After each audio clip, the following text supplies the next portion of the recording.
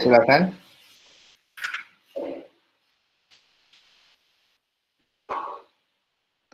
Udah muncul belum ya, Pak? Udah, silakan. Udah muncul. Oh, ya. Oke, Assalamualaikum warahmatullahi wabarakatuh. Diat Miko, tolong di full ini ya, presentasi full. Kenapa, Pak? Ya. Apa sih namanya itu? Ya itu pencet yang apa? Presentation ini ya. Oh, Apa yang sih? Yang kecil itu di bawah loh. yang mana, Pak? Maksudnya di apa sih? Slideshow. Slideshow itu dia. Slideshow. Oh, iya, iya. Silakan. Ini kelompoknya Billy ya? Oke. Billy-nya mana? Udah, Pak. Halo Pak. Oh, ya, sok, mangga, sok silakan, mainkan. Dalam presentasi, saya kasih tips ya. Pertama, eye contact dijaga. Jadi kamu melihat ke kamera. Kemudian senyum. Kemudian artikulasi harus tepat ya. Oke, silakan dimulai. Coba. Oke, sebelumnya Assalamualaikum warahmatullahi wabarakatuh. Assalamualaikum. Selamat pagi teman-teman, selamat pagi Pak Reksi. Semoga kita semua dalam keadaan sehat walafiat. Oke, langsung saja. Di sini kami dari kelompok 3 yang beranggotakan Billy Vanessa, kemudian saya sendiri Jatmiko Dwi Anggoro, kemudian ada Rahma Budi Ayu. Nah, pada kali ini kami akan mempresentasikan tugas kelompok kami yang bertemakan penilaian persediaan pendekatan selain biaya. Oke. Kemudian yang akan dibicarakan pada hari ini adalah yang pertama adalah definisi dari NRV itu sendiri, kemudian LCNRV, kemudian yang kedua adalah metode penerapan LCNRV, kemudian pencatatan persediaan pada NRV, yang keempat adalah evaluasi peraturan LCNRV, dan yang kelima adalah isu lain penilaian inventory. Oke, untuk definisi NRV dan LCNRV akan dijelaskan oleh teman saya. Oke. Jadi yang pertama itu NRV, Net Realizable Value atau nilai realisasi neto sebagai estimasi harga jual dalam kegiatan usaha biaya dikurangi estimasi biaya penyelesaian dan estimasi biaya yang diperlukan. Seperti contoh di bawah yaitu inventory value unfinished yaitu 1.000 dikurangi oleh biaya perkiraan penyelesaian dan biaya perkiraan penjualan hingga hasilnya yaitu 750 yang disebut sebagai realizable value. Lalu yang kedua itu LCNRV, lower of cost or net realizable value.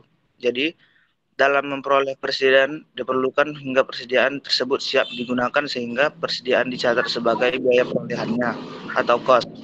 Namun apabila kemampuan aset dalam produksi di masa depan kurang dari biaya awalnya atau terjadi kerusakan dan sebagainya, maka perusahaan harus menggunakan nilai bersih atau NRV dan menggunakan prinsipal historical tadi. Pada intinya perusahaan menilai saldo persediaan mana yang lebih rendah atau historical cost atau NRV.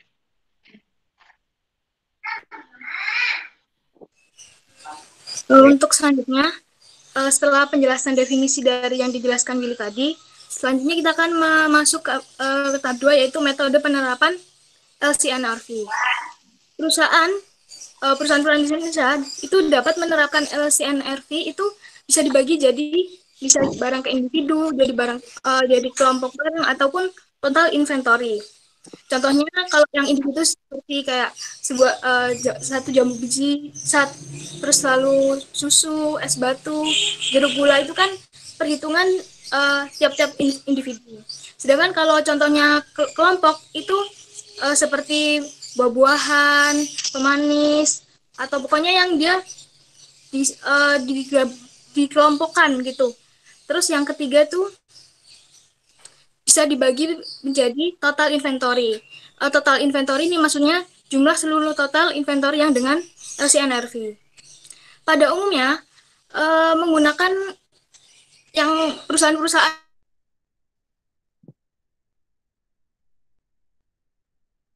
di Indonesia itu pada umumnya gimana? umumnya menggunakan cost per item atau individual item basis. Terus adanya peraturan pajak oleh beberapa negara yang mengharuskan, gimana Pak? Silakan, tadi agak keputus. Terus adanya aturan pajak dan oleh beberapa negara yang mengharuskan dilakukan, yang dilakukan cost per item atau lalu individual item basis itu juga menghasilkan nilai terendah inventory. Terlepas dari apa yang metode digunakan, semua metode harus diterapkan secara konsisten. Contoh ilustrasinya ada di slide sebelahnya. Next. Jadi ini ilustrasi penerapan dari yang diterangkan Billy dan slide sebelumnya ini tadi. Yaitu misalnya ini ada beberapa macam makanan, misalnya spinach atau apa namanya, bayam. Dia perolehan cost-nya itu 80. Sedangkan NRV-nya 120. Okay. Oleh karena itu, dia pencatatannya yang dipakai itu 80.000, bukan 120. Ya. Jadi yang dipakai Terus, lebih rendah ya, kan? Gimana Pak? Yang dipakai yang lebih rendah ya dalam hal ini ya, kan? Ya. Itu lower cost. Ya, yang dipakai kan yang lebih rendah. Itu yang dipakai hanya untuk pencatatan, bukan juga mengurangi, bukan nilai sebenarnya, tapi yang untuk pencatatan yang dipakai itu yang 80. Okay. Lalu contohnya lagi itu. Tar dulu Rahma. Untuk Ya, Pak. pencatatan yang dipakai 80 ya. Ya. Saya pengen nanya ke Romiza. Romiza coba 80 itu diperoleh dari mana, Romiza?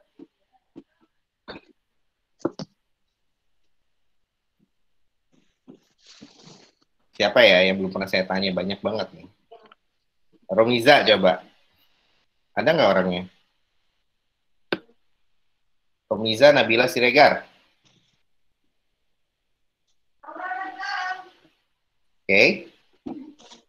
Udah nggak orangnya? Nggak ada, lewat. Kalau gitu ke siapa ya? Ke Nadira Rahmatia. Ini saya tebak aja ya. Maksudnya asal aja gitu maksudnya. Yang saya belum hafal ya itu. Nadira, cost-nya itu dari mana 80.000?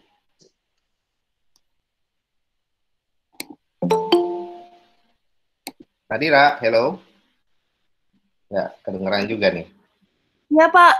Oh iya, siap. Nadira, saya pengen tanya, cost yang 80.000 sama 100.000 itu dapat dari mana?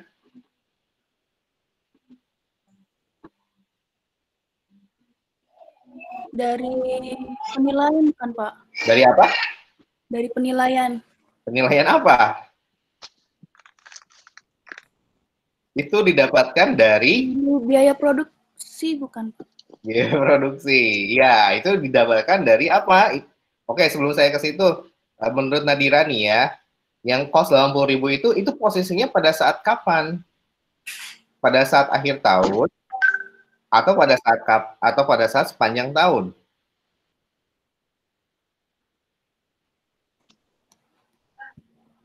Menurut Nadira. Pada saat kapan dia penentuan LCNRV ini? Pada saat sepanjang tahun atau pada saat akhir tahun? Kayaknya akhir tahun deh, Pak. Nah, betul sekali. Karena dia pada saat akhir tahun. Ya, jadi LCNRV posisinya di 31 Desember 2000 sekian lah, 2000 berapa terserah. Ya, tapi dia posisinya di akhir tahun dibandingkan NRV dari setiap persediaannya itu berapa. Nah, gitu ya. Nah, oleh karena itu sepanjang tahun dia menggunakan cost method. Tetap ya, inventory itu basisnya adalah nilai historis, cost method. Nanti di akhir tahun dilihat mana yang lebih rendah. Gitu. Nah, ini harus kalian tanamkan dalam pikiran kalian bahwa inventory dicatat berdasarkan pada cost gitu. Karena kenapa? Nanti ketika pakai LCNRV yang lebih rendah ada NRV, maka ada loss gitu ya. Nah, ketika nanti naik lagi, nanti ada recovery. Nah, recovery-nya itu nggak boleh lebih dari cost-nya. Gitu maksudnya ya. Jadi tetap acuannya, threshold-nya adalah cost itu adalah yang maksimum yang bisa direcover. Oke, nah sekarang untuk cost-nya gimana cara mendapatkannya Nadira? Menurut kamu, betul tadi ya, ini dilakukan pada saat akhir tahun. Untuk cost-nya, betul itu biaya produksi. Nah, gimana cara menghitung cost-nya? Memakai FIFO average, Pak. Iya, betul ya. Memakai apa yang sudah kita pelajari chapter 8 kemarin. Chapter 8 adalah inputnya untuk chapter 9. Nah, chapter 8 itu adalah yang sepanjang tahunnya. Ya, sepanjang tahunnya. FIFO, average, itu kayak gitu sepanjang tahunnya. Nah, tinggal dilihat mau pakai perpetual atau pakai periodik. Gitu ya. Nah, seperti itu. Kalau pakai periodik berarti, kalau pakai perpetual berarti kan kelihatan tuh perubahan cost-nya. Sampai akhirnya ujung-ujungnya mau periodik, mau perpetual, mau FIFO, mau average, ujung-ujungnya adalah mendapatkan berapa nilai persediaan akhirnya. Nah, nilai persediaan akhir yang didapatkan dari periodik or perpetual maupun FIFO maupun average ya itulah yang tertera di sini. Cost-nya itu yang 80.000 itu. Gitu ya. Jadi gitu cara sequence-nya, cara kronologisnya ya. Oke, gimana? Bisa dipahami Nadira? Bisa, Pak. Oke deh. Oke. Lanjut kalau gitu. Thank you Nadira. Rahma, lanjut lagi. Oke, Pak. Selanjutnya, begitu pula kayak yang sampai bawahnya itu ya. Aduh, maaf Pak, angin. Misalnya, cut beans ini, dia harga perolehan cost-nya itu 50.000, sedangkan NRV-nya itu 40.000. Jadi, final inventory value-nya yang dipakai itu yang lebih rendah, yang 40.000. Begitu pula sampai yang bawah ya. Terus untuk menjelaskan yang kelompok-kelompok tadi itu ada yang ini, yang di tabel sampingnya. Itu kalau yang individual items, ya itu kayak tadi yang barusan jelasin, diambil satu per satu, jadi kayak per sayuran, jadi kayak per bayam, wortel, red beans itu satu-satu dia diambil mana yang terendah. Sedangkan kalau misalnya yang pakai kelompok, kalau di LCNRV itu baik di sini tuh namanya major groups. Maksudnya itu gimana? Ini maksudnya itu misalnya ini dikelompokkan. Kalau di sini tuh berdasarkan frozen sama canned atau kalengan. Lah itu kalau yang frozen misalnya tuh yang bayam, wortel sama kacangnya ini tuh di frozenin, ya maksudnya dibekukan. Dia kalau dilihat totalnya, kalau berdasarkan cost-nya, kalau ditotalin dia 230. Sedangkan kalau dia berdasarkan LCNRV dia 270. Maka dari itu dipilih yang paling rendah. Jadinya major groups-nya dia yang total frozen-nya dia pakai yang 230. Lalu dilihat lagi misalnya dia dikelompokin yang kalengan. Yang kalengan ini misalnya dia kalau di total antara fish sama mixed vegetables, dia total yang cost kalengannya itu 185. Kalau dia berdasarkan LCNRV, dia 164. Jadi kalau dia berdasarkan major groups-nya, dia milih yang rendah. Jadi kelompok yang kalengan, yang murah, dia menggunakan harga atau berdasarkan LCNRV. Terus tadi yang terakhir ada kelompok total kan. Kelompok total ini lihat yang paling bawah, dia ditotalin antara semua semua part itu dia misalnya kayak pokoknya totalnya ini dilihat 415, dia kalau berdasarkan cost dia dinilainya itu 415.000. Sedangkan kalau dia berdasarkan LCNRV dia totalnya 434. Oleh karena itu untuk yang berdasarkan total inventory dia pakai yang berdasarkan cost gitu. Oke, tar dulu ya. Oke, saya tanya lagi. Ini adalah LCNRV, jadi ada yang per item, individual item nih ya, yang kalian bisa lihat di kolom yang merah-merah ini ya. Ada yang major groups. Major groups itu berarti dari individual dikelompokkan gitu ke dalam kelompok-kelompok kecil. Spinach, bayam, carrots, wortel, cut beans, kacang panjang gitu ya. Itu dijadikan menjadi satu produk yang dinamakan frozen food gitu. Nah, nanti ada juga yang dalam bentuk kaleng, canned gitu ya, total canned gitu. Nah, Nanti ini dilihat, oh ternyata dijumlahkan hasilnya adalah 230.000. Kemudian yang can atau yang dalam bentuk kemasan gitu ya, kemasan can tuh botol gitu ya, kalau kayak gitu. Itu harganya 164.000 cost-nya ya, kalau ditotalin. Nah, nanti bisa 3 cara. Bisa individual items, bisa yang major group items, atau bisa yang total inventory ya.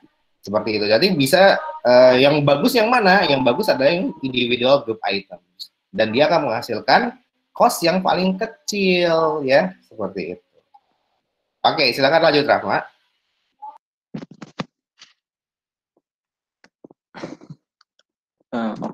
Selanjutnya adalah pencatatan persediaan pada NRV. Jadi pada pencatatan ini dibagi menjadi 4 poin. Yang pertama adalah COGS method, kemudian loss method. Yang ketiga adalah penggunaan akun penyelisihan atau allowance. Kemudian yang keempat adalah pemulihan atau recovery.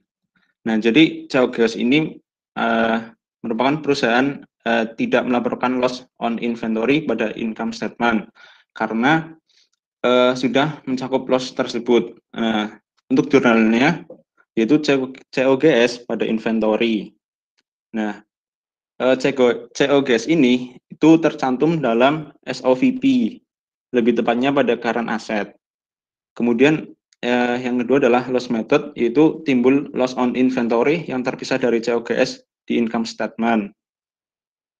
Untuk jurnalnya sendiri yaitu loss due to decline to NRV pada inventory. Nah, untuk loss method ini muncul di income statement, tepatnya pada other income and expense itu. Yang selanjutnya adalah penggunaan akun penyelisihan atau allowance. Jadi perusahaan menggunakan allowance untuk mengkredit inventory. Nah, untuk jurnalnya sendiri itu loss due to decline to NRV pada allowance to reduce inventory NRV. Sedangkan untuk recovery atau pemulihan inventory loss, yaitu jumlah yang diturunkan atau yang dihapus akan dinaikkan kembali, yaitu sejumlah dengan penurunan semula. Untuk misal NRV persediaan naik dari 80.000 ke 86. Nah, maka jurnalnya adalah allowance to reduce inventory to NRV sebesar 6.000 pada recovery of inventory loss pada sebesar 6.000. Jadi dihitung selisihnya, selisih atau penurunan semulanya itu.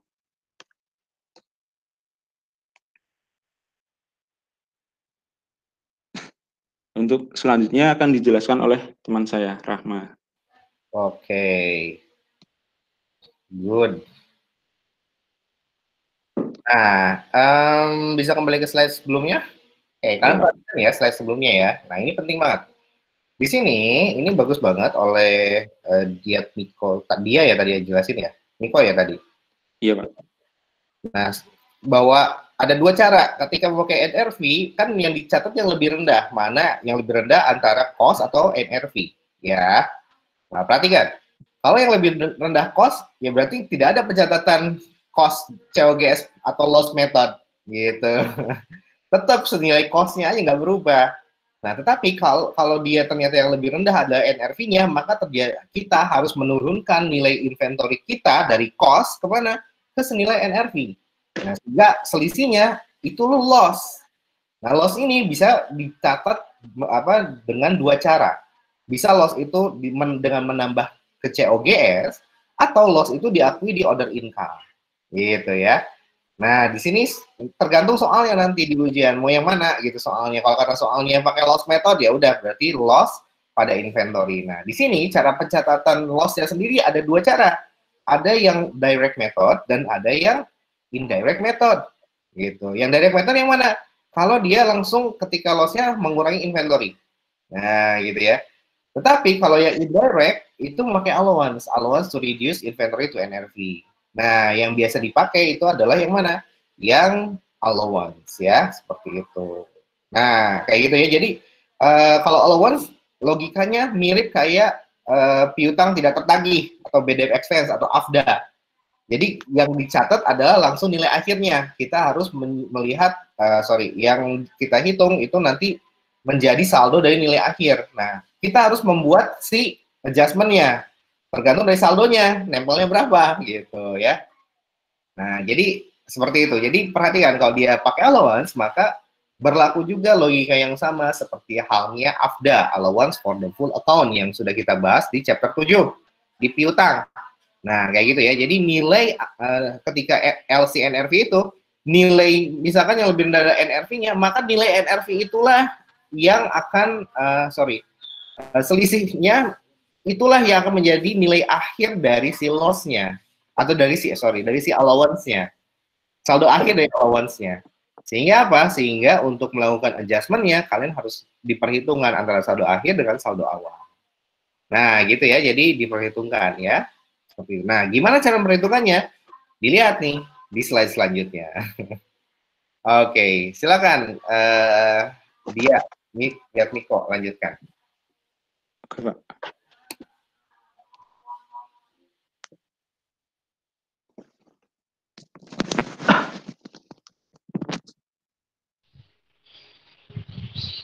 Jadi untuk slide ini, Pak, mau Pak, saya tadi habis keluar. Yes, silakan. Jadi ini menurut pengertian saya, setahu saya ya Pak, penerapan dari sebelum itu tadi, misalnya di akhir tahun 2016 ini ada inventory yang dia dari nilai cost-nya itu 200 juta. Sedangkan dia berdasarkan NRV-nya itu 190 juta. Jadi, jumlah yang harus ada pada akun allowance itu 10 juta untuk melakukan penyesuaiannya.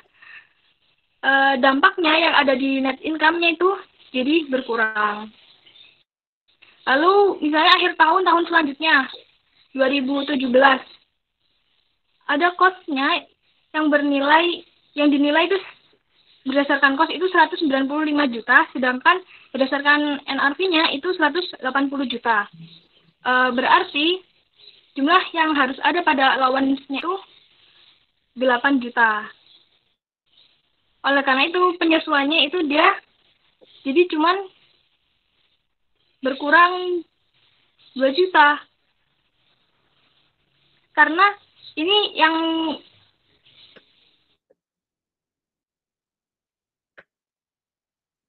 tambah. Good. Lalu gimana Pak? Ya, silakan dilanjut. Betul sekali, penjelasannya betul. Lalu di akhir tahun yang selanjutnya 2018, misalnya ini juga yang terjadi itu inventory yang dinilai berdasarkan cost itu dia 170 juta, sedangkan NRV-nya 173.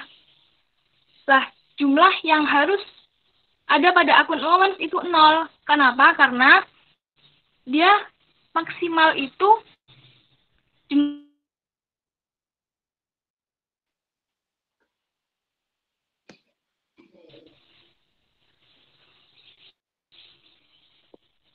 saldo penyesuaiannya itu berkurang 8 juta, tapi jadinya dampak ke net income-nya itu bertambah. Begitu pula yang terakhir tahun 2019 itu ada inventory yang dinilai berdasarkan cost misalnya 185 juta, sedangkan dia berdasarkan NRV-nya 182 juta. Jadi karena cost-nya yang lebih tinggi,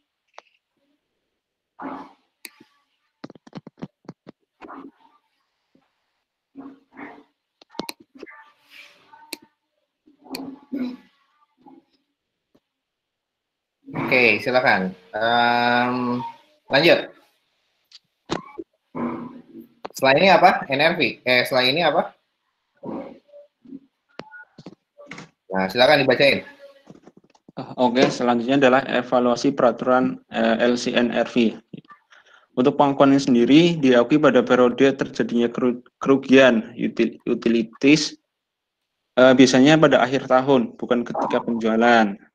Kemudian untuk konsistensinya sendiri itu perusahaan cenderung untuk tidak konsisten. Kemudian perusahaan dapat menilai pada biaya perolehan dalam 1 tahun. Kemudian tahun berikutnya memakai NRV.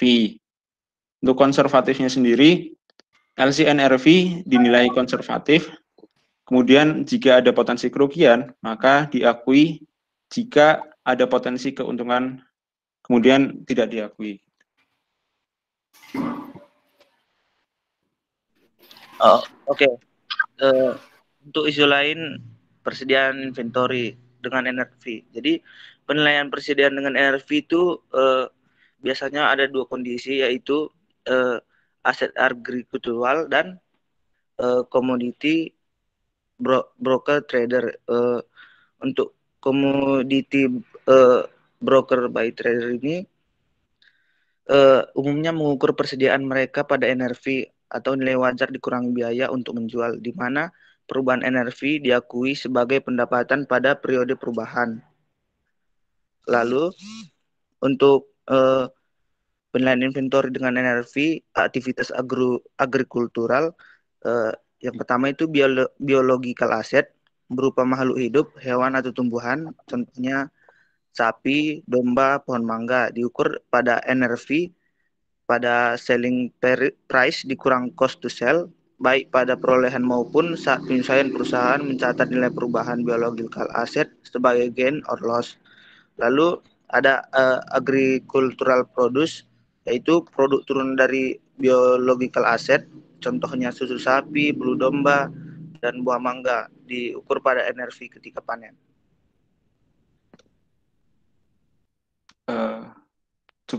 Mungkin cukup sekian yang dapat kami sampaikan. Mohon maaf atas segala kekurangannya. Wabillahi taufiq wal hidayah. Wassalamualaikum warahmatullahi wabarakatuh. Waalaikumsalam warahmatullahi wabarakatuh. Waalaikumsalam warahmatullahi wabarakatuh. Oke, silakan di close screen-nya. Kalau gitu, saya akan share screen dulu ya. Thank you.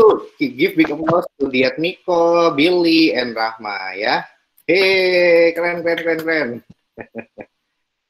Oke, begini. Kalian pasti masih bingung kan mengenai recovery itu gimana ya?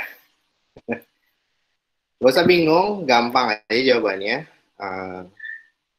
Oke, saya close dulu. Nah, ini dia ya. Oke, kita lihat ya. Nah, jadi allowance due to decline in inventory ya.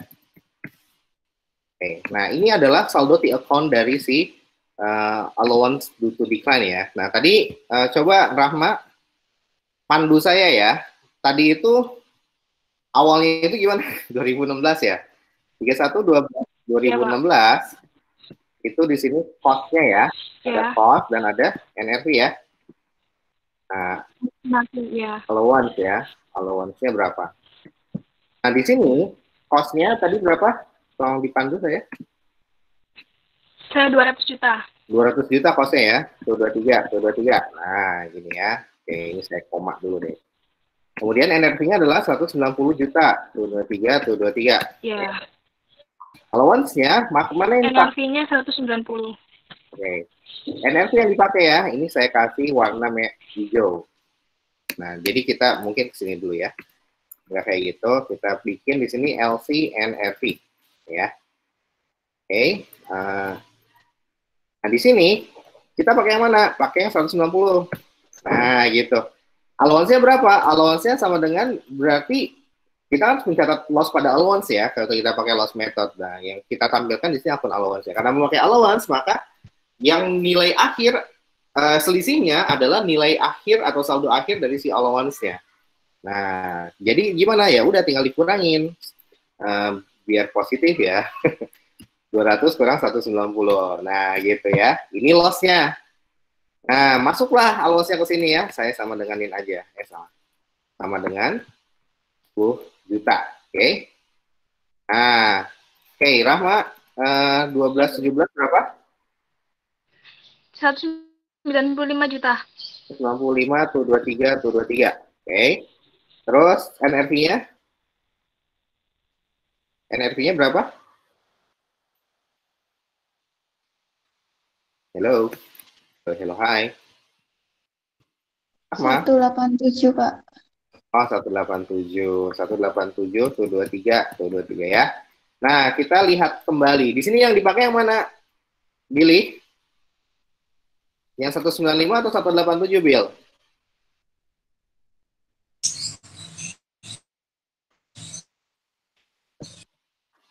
Atau Romiza? Atau Alif?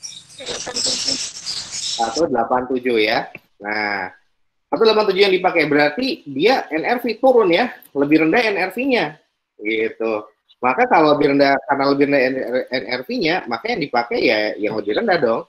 Nah, karena cost-nya adalah 195, turun menjadi 197, berarti selisihnya berapa? Selisihnya adalah allowance ending balance ya, ending balance. Ya, jadi ini menghasilkan ending balance-nya dari si allowance ya. Ending balance of allowance ya, allowance ending balance itulah ya, kalian nggak usah terlalu tepat banget grammarnya lah. Nah, berapa nih dikurang ini ya, 8 juta ya kan. Nah, ini yang menjadi kita masukkan ke sini ya. Oke, sekarang kita lihat. Pertama adalah karena 10 juta ya. 10 juta ini oke, kita masukkan ending balance-nya di tanggal 31 Desember 2016. Ya, nah kalau ternyata saldo awal dari allowance-nya itu adalah misalkan saldo awalnya ya. Saldo awalnya adalah ini saya bawain dulu. Oke. Saldo awalnya adalah misalkan ya di soalnya itu mau berapa? 7 juta, 23, 23. Nah, berarti kita apa namanya? Adjustment-nya itu pada saat tanggal, kita mau di mana nih? Ya udah di sini ya, 31 12 16 ya. Kita pakai loss pada allowance ya. Loss due to decline pada allowance ya. Ini singkatnya dulu ya.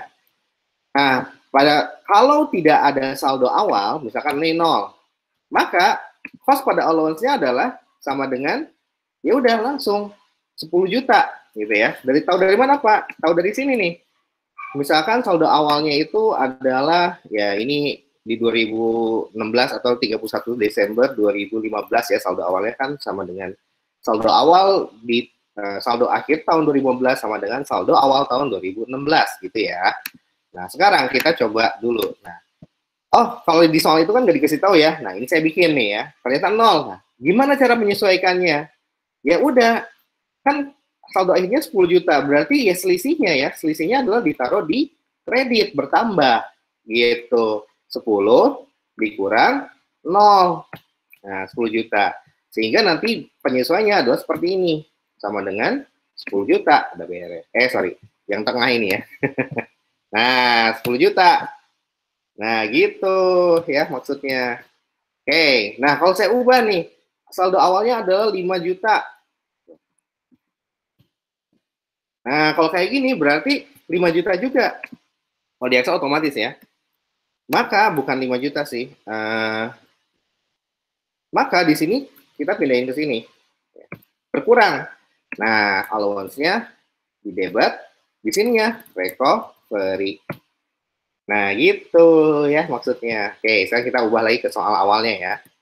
Soalnya kan tidak diketahui ya. Anggaplah 0. Oke, berarti seperti ini nih. Loss pada allowance ya. 10 juta. Nah, ini yang kita catat ya. Ini yang kita catat. Yang biru-biru ini yang kita catat. Oke, nah sekarang di tahun 2017 ya. Kalian perhatikan ya. Kalian perhatikan. Ini biasanya sering terjadi kesalahan di sini ya. Jurnalnya nih. Nah, pertama, di sini ternyata cost-nya 195, NRV-nya 187. Yang dipakai yang mana ya? 187. Berarti terjadi decline ya.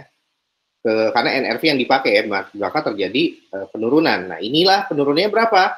Penurunannya adalah 8 juta ya. 187 dikurangi dengan 195 dikurangi dengan 187 ya.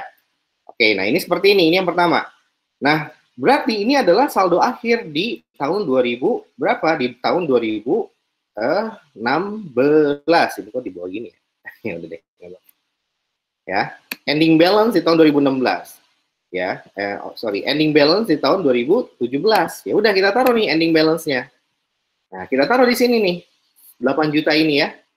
Nah, berarti dari 10 ke 8, berarti gimana? Berkurang kan? Kalau berkurang, berarti ditaruh di debit karena saldo normalnya allowance itu di kredit. Ya. Nah, kalau gitu gimana Pak? Kalau gitu kita bikin yang namanya allowance pada apa? Pada recovery. Nah, gitu maksudnya ya. Sebesar berapa? Sebesar 2 juta ini. Nah, gitu. Oke, ya, dapatlah seperti ini ya. Apa lagi?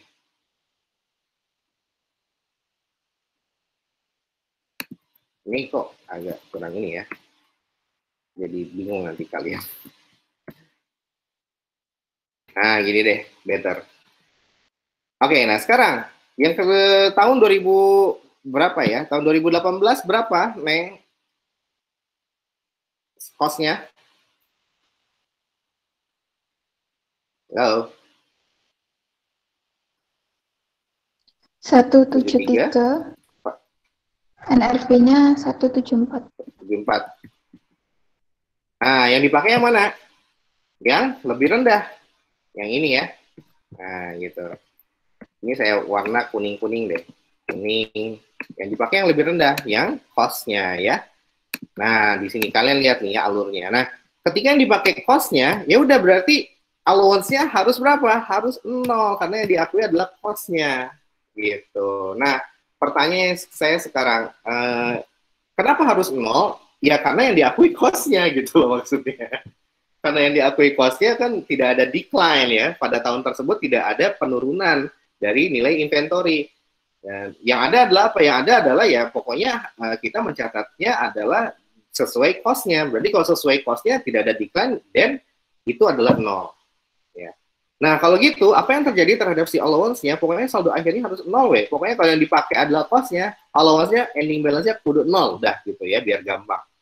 Nah, kalau gitu gimana? Ya udah tinggal kita pindahin nih. 0 ini kita pindahin nih ya. Sama dengan 0. 0 ini kita pindahin ke account-nya. Gitu. Ya.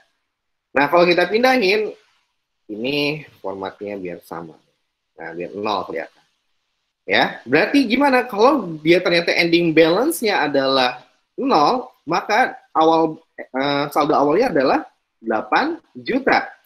Turun ke 0. Berarti gimana? Berkurang. Ditaruh di debit. Ya. Nah, oke, ya udah kalau gitu kita bikin lagi. Saldo pada saat 2018 allowance lagi pada recovery lagi ya. Nah, gitu. Ini kita tinggal. Nah, ini yang kita warna biru ya, yang warna biru. Nah, oke ya. Begitu. Sekarang yang terakhir 31 Desember 2019. Berapa ini cost-nya?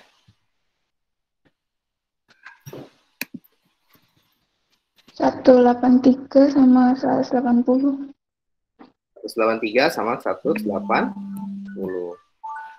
Oke ya, kita lihat lagi ya. Jurnal. 183 sama 180 ya. 80, 123, 123. Oke. Yang dipakai yang mana? Yang 180. Nah, ini warna kuning lagi ya. Nah, berapa selisihnya? Ya berkurang ya. Kalau dia yang dipakai NRI maka terjadi pengurangan ya. Ya udah tinggal dikurangin aja 183 kurang 180 sama dengan 3 juta. Nah, 3 juta ini akan menjadi saldo akhir di account dari si allowance-nya. Nah, udah beres, kita kunci di saldo akhirnya. Saldo awalnya berapa? 0. Berarti selisihnya adalah 3 juta bertambah ditaruh di kredit. Nah, maka dari itu kita bikin jurnalnya adalah langsung loss pada allowance ya. Nah, kayak gini, sama dengan 3 juta, ya. Nah, gini maksudnya, kalau kita memakai allowance, ya. Jadi, kalian harus memperhatikan T account-nya, ya. T account-nya, ya. T account-nya. Ya, jadi ini T account lah, ya. T account of allowance to decline in inventory, bla, bla, bla, ya. Oke, nah. Ini adalah di account-nya, ini adalah jurnalnya. Nah, ini adalah transaksinya ya. Transaksinya ya. Transaction. Ini adalah transaksinya. Nah, sampai di sini ada pertanyaan?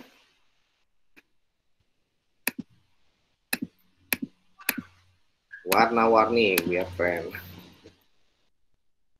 Oke, sampai di sini ada pertanyaan? Nggak ada? Ngerti ya? Kalau ngerti, then saya lanjutkan ke penjelasan mengenai mengenai si biological asset.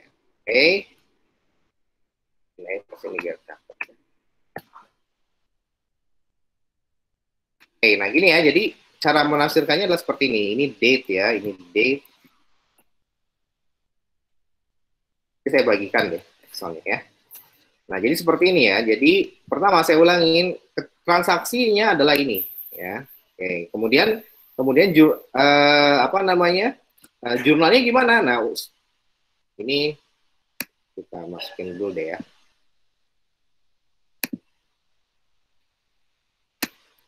Jadi langkah pertama adalah kita mengenali dulu transaksinya, ya. Nah, gitu ya, kita kenali dulu transaksinya ya.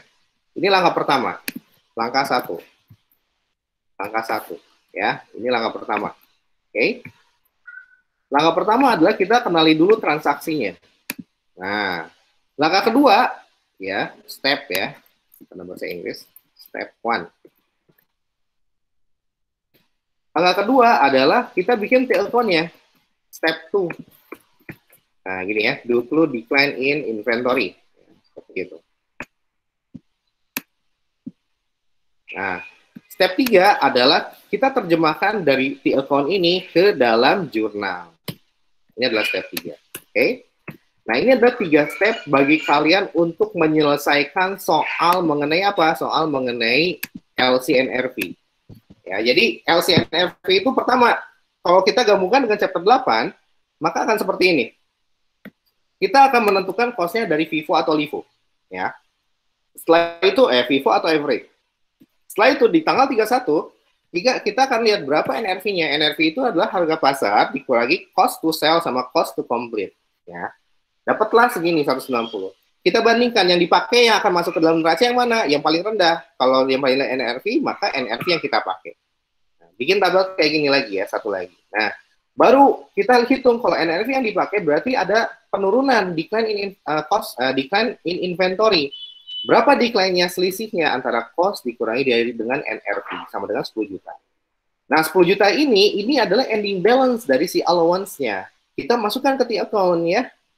T-account karena tahunnya adalah 31 Desember 2016, ya udah kita bikin T-account-nya. Awal tahunnya kita asumsikan 0. Ya, karena kita asumsikan 0, berarti akhir tahunnya berapa? Akhir tahunnya adalah 10 juta. Akhir tahun berapa, Pak? Akhir tahun 2016. Ya udah kita tinggal masukkan 10 juta di akhir tahun 2016. Maka dari saldo awal 0 menjadi saldo akhirnya 10 bertambah.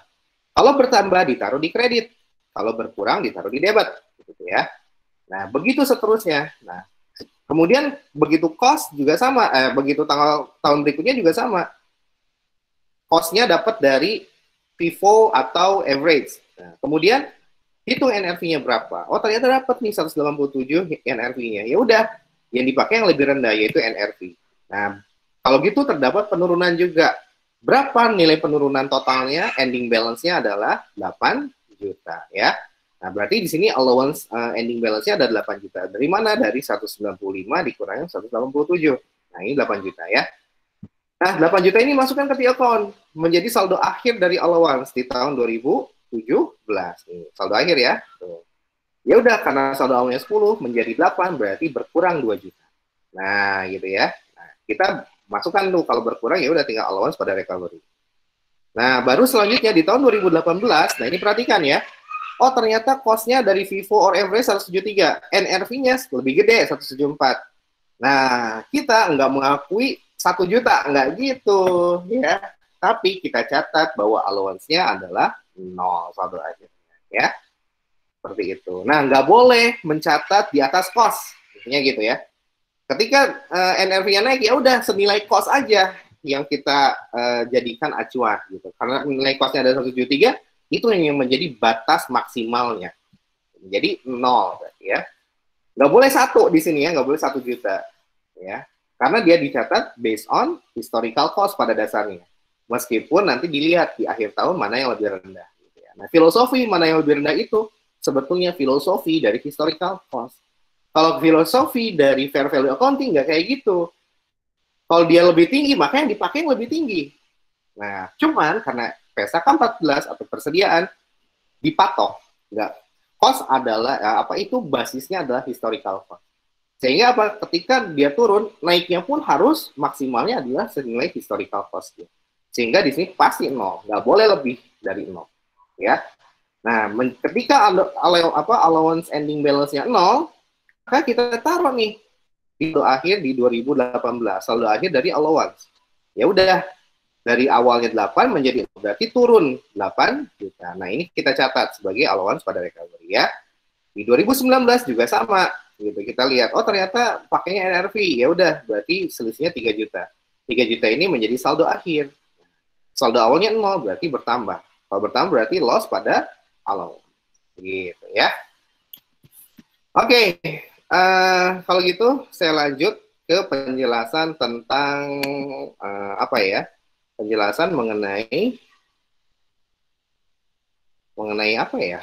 Mengenai apa? Mengenai mana tadi ya? Terus saya udah buka deh. Pertemuan 10 ya.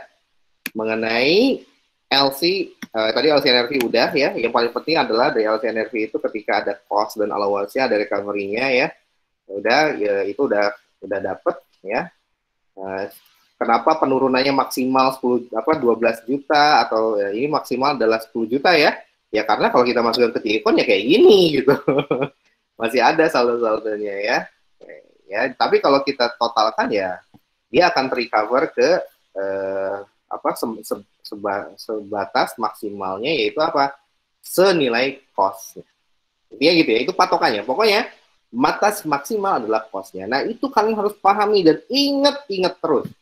Semua aset yang ada di dalam neraca yang dicatat dengan historical cost, ketika terjadi penurunan, maka harus dicatat loss ya. Nah, perhatikan kalian ya. Ini sama saja dengan apa? Loss ini sama saja dengan impairment. Ya. Untuk inventory bahasanya mungkin loss due to decline. Tapi kalau aset tetap, ketika terjadi penurunan di bawah historical cost-nya, maka kita mencatatnya adalah loss on impairment. Itu kalau aset tetap. Kalau inventory, loss due to decline. Pada dasarnya, mau apapun bahasanya, intinya adalah itu adalah impairment. Maksudnya apa? Ketika terjadi penurunan di bawah nilai historis, maka terjadi impairment. Bahasanya bisa berbeda-beda, loss due to decline, loss on impairment, apapun itu, ya. Tapi kalian perlu pahami, ketika terjadi recovery, maka maksimal adalah senilai historical cost. Nah, gitu ya. Oke, kita lanjutkan. Ini adalah, kalau tadi, yang ini kan berarti inventory yang diukur berdasarkan nilai historis ya. Artinya apa? Artinya dia mencatat pertama kali dan senilai biayanya. Kalau biayanya ternyata lebih tinggi daripada harga pasarnya, maka harus diturunkan. Ketika ternyata di tahun berikutnya terjadi recovery, maka maksimal recovery-nya adalah nilai dari cost-nya. Gitu ya. That's why ini selalu 0. Gitu ya. Kalaupun terjadi kenaikan. Nah, kalau ternyata nanti di tahun berikutnya itu adalah, misalkan ya, ini adalah 184 misalkan ya. Misalkan 184. Nah, maka tetap ini 0 ya. Maka nanti di sini ini akan 0 ya di tahun 2019 ini akan 0. Nah, gitu. Jadi tidak ada yang namanya penyesuaian. Nah, gitu maksudnya ya. Oh, ternyata nanti tahun berikutnya yang lebih tinggi adalah si cost-nya ya akan demikian seterusnya ya, akan demikian seterusnya. Nah, ini akan lebih mudah ketika saya menjelaskannya dengan pendekatan T-Account ini. Nah, kayak gitu ya. Jadi lihat kalau di sini berarti 0, tidak ada yang namanya no entry berarti ketika di tahun 2019 ya. Itu kalau dia naik ya 184. Oke, nah sekarang ada inventory yang tidak diukur berdasarkan nilai historis, ya. Tetapi jadi gini, persediaan secara umum dicatat pada nilai historis, dicatat pertama kali, ya, pada nilai historis. Sama seperti halnya ujian UTS kemarin. Piutang dicatat pada apa?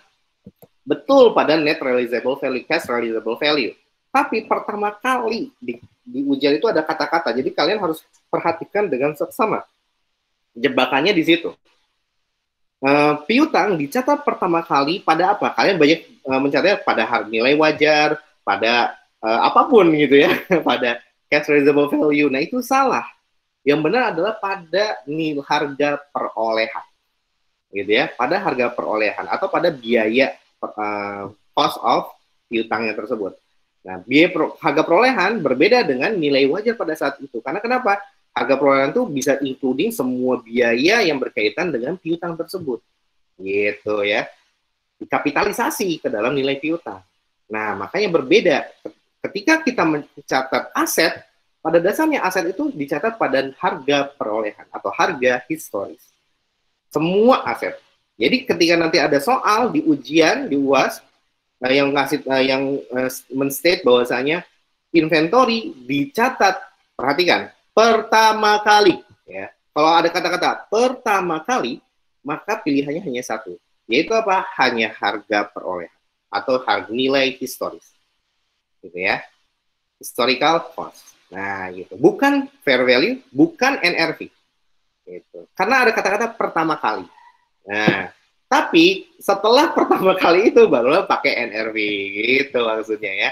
Kalau ada kata-kata nanti persediaan dicatat pertama kali, maka jawabannya adalah historical cost. Kemudian kalau ada pertanyaan berikutnya, persediaan dicatat pada neraca. Nah, gitu ya. Dicatat di neraca menggunakan apa? Jawabannya bukan historical cost, tapi jawabannya adalah net realizable value. Gitu ya. Based on PSAK 14. Jadi ketika pencatatan pertama kali itu betul pada cost, tapi pada saat akhirnya di akhir periode, pada saat mau masuk ke neraca itu nggak dicatat berdasarkan cost-nya, tetapi disesuaikan mana yang lebih rendah antara cost dan NRV. Gitu ya. Nah, itu adalah hukum asal persediaan. Nah, sekarang kita balik ke NRV. Nah, di sini ada persediaan yang dia tidak dicatat dengan cost. Nah, gitu ya. Tidak dicatat pertama kali dengan cost. Tetapi pertama kali dicatat itu langsung dengan NRV. Ketika di akhir tahun gimana? Ya dengan NRV juga. Nah, di sini ada persediaan yang dicatat pada harga pasar. Nah, ini adalah persediaan yang spesifik, yang khusus gitu ya. Yang berbeda dari persediaan secara umum gitu. Nah, ini dinamakan aset agrikultural atau komodities held by broker traders ya. Nah, gimana? Oke, kita paham. Kalau kita jadi yang akan bab ini akan membahas mengenai persediaan yang dicatat pada NRV. Gitu ya. Yang dicatat pertama kali pada NRV. Gitu. Kalau yang sebelumnya itu menggunakan PSAK 14 dicatat pada apa? Cost pertama kalinya. Nanti di neraca dicatat berdasarkan lower cost or NRV. Nah, kalau yang ini agricultural aset agrikultur itu berbeda. Pertama kali dicatat dengan NRV. Ketika di neraca dicatatnya dengan NRV juga. Begitu ya. Oke, nah ini acuannya selain ke PSAK 14 juga ke PSAK 69. Contohnya apa? Hewan, aset biologis itu. Jadi aset agrikultur ada dua, yaitu pertama adalah aset biologis. Aduh, ini nggak ada ini ya. Kursor saya bisa kelihatan nggak sih? Oke, oh bisa coret-coret nih. Pen color, oke, red ya. Oke. Ih, kok nggak bisa sih?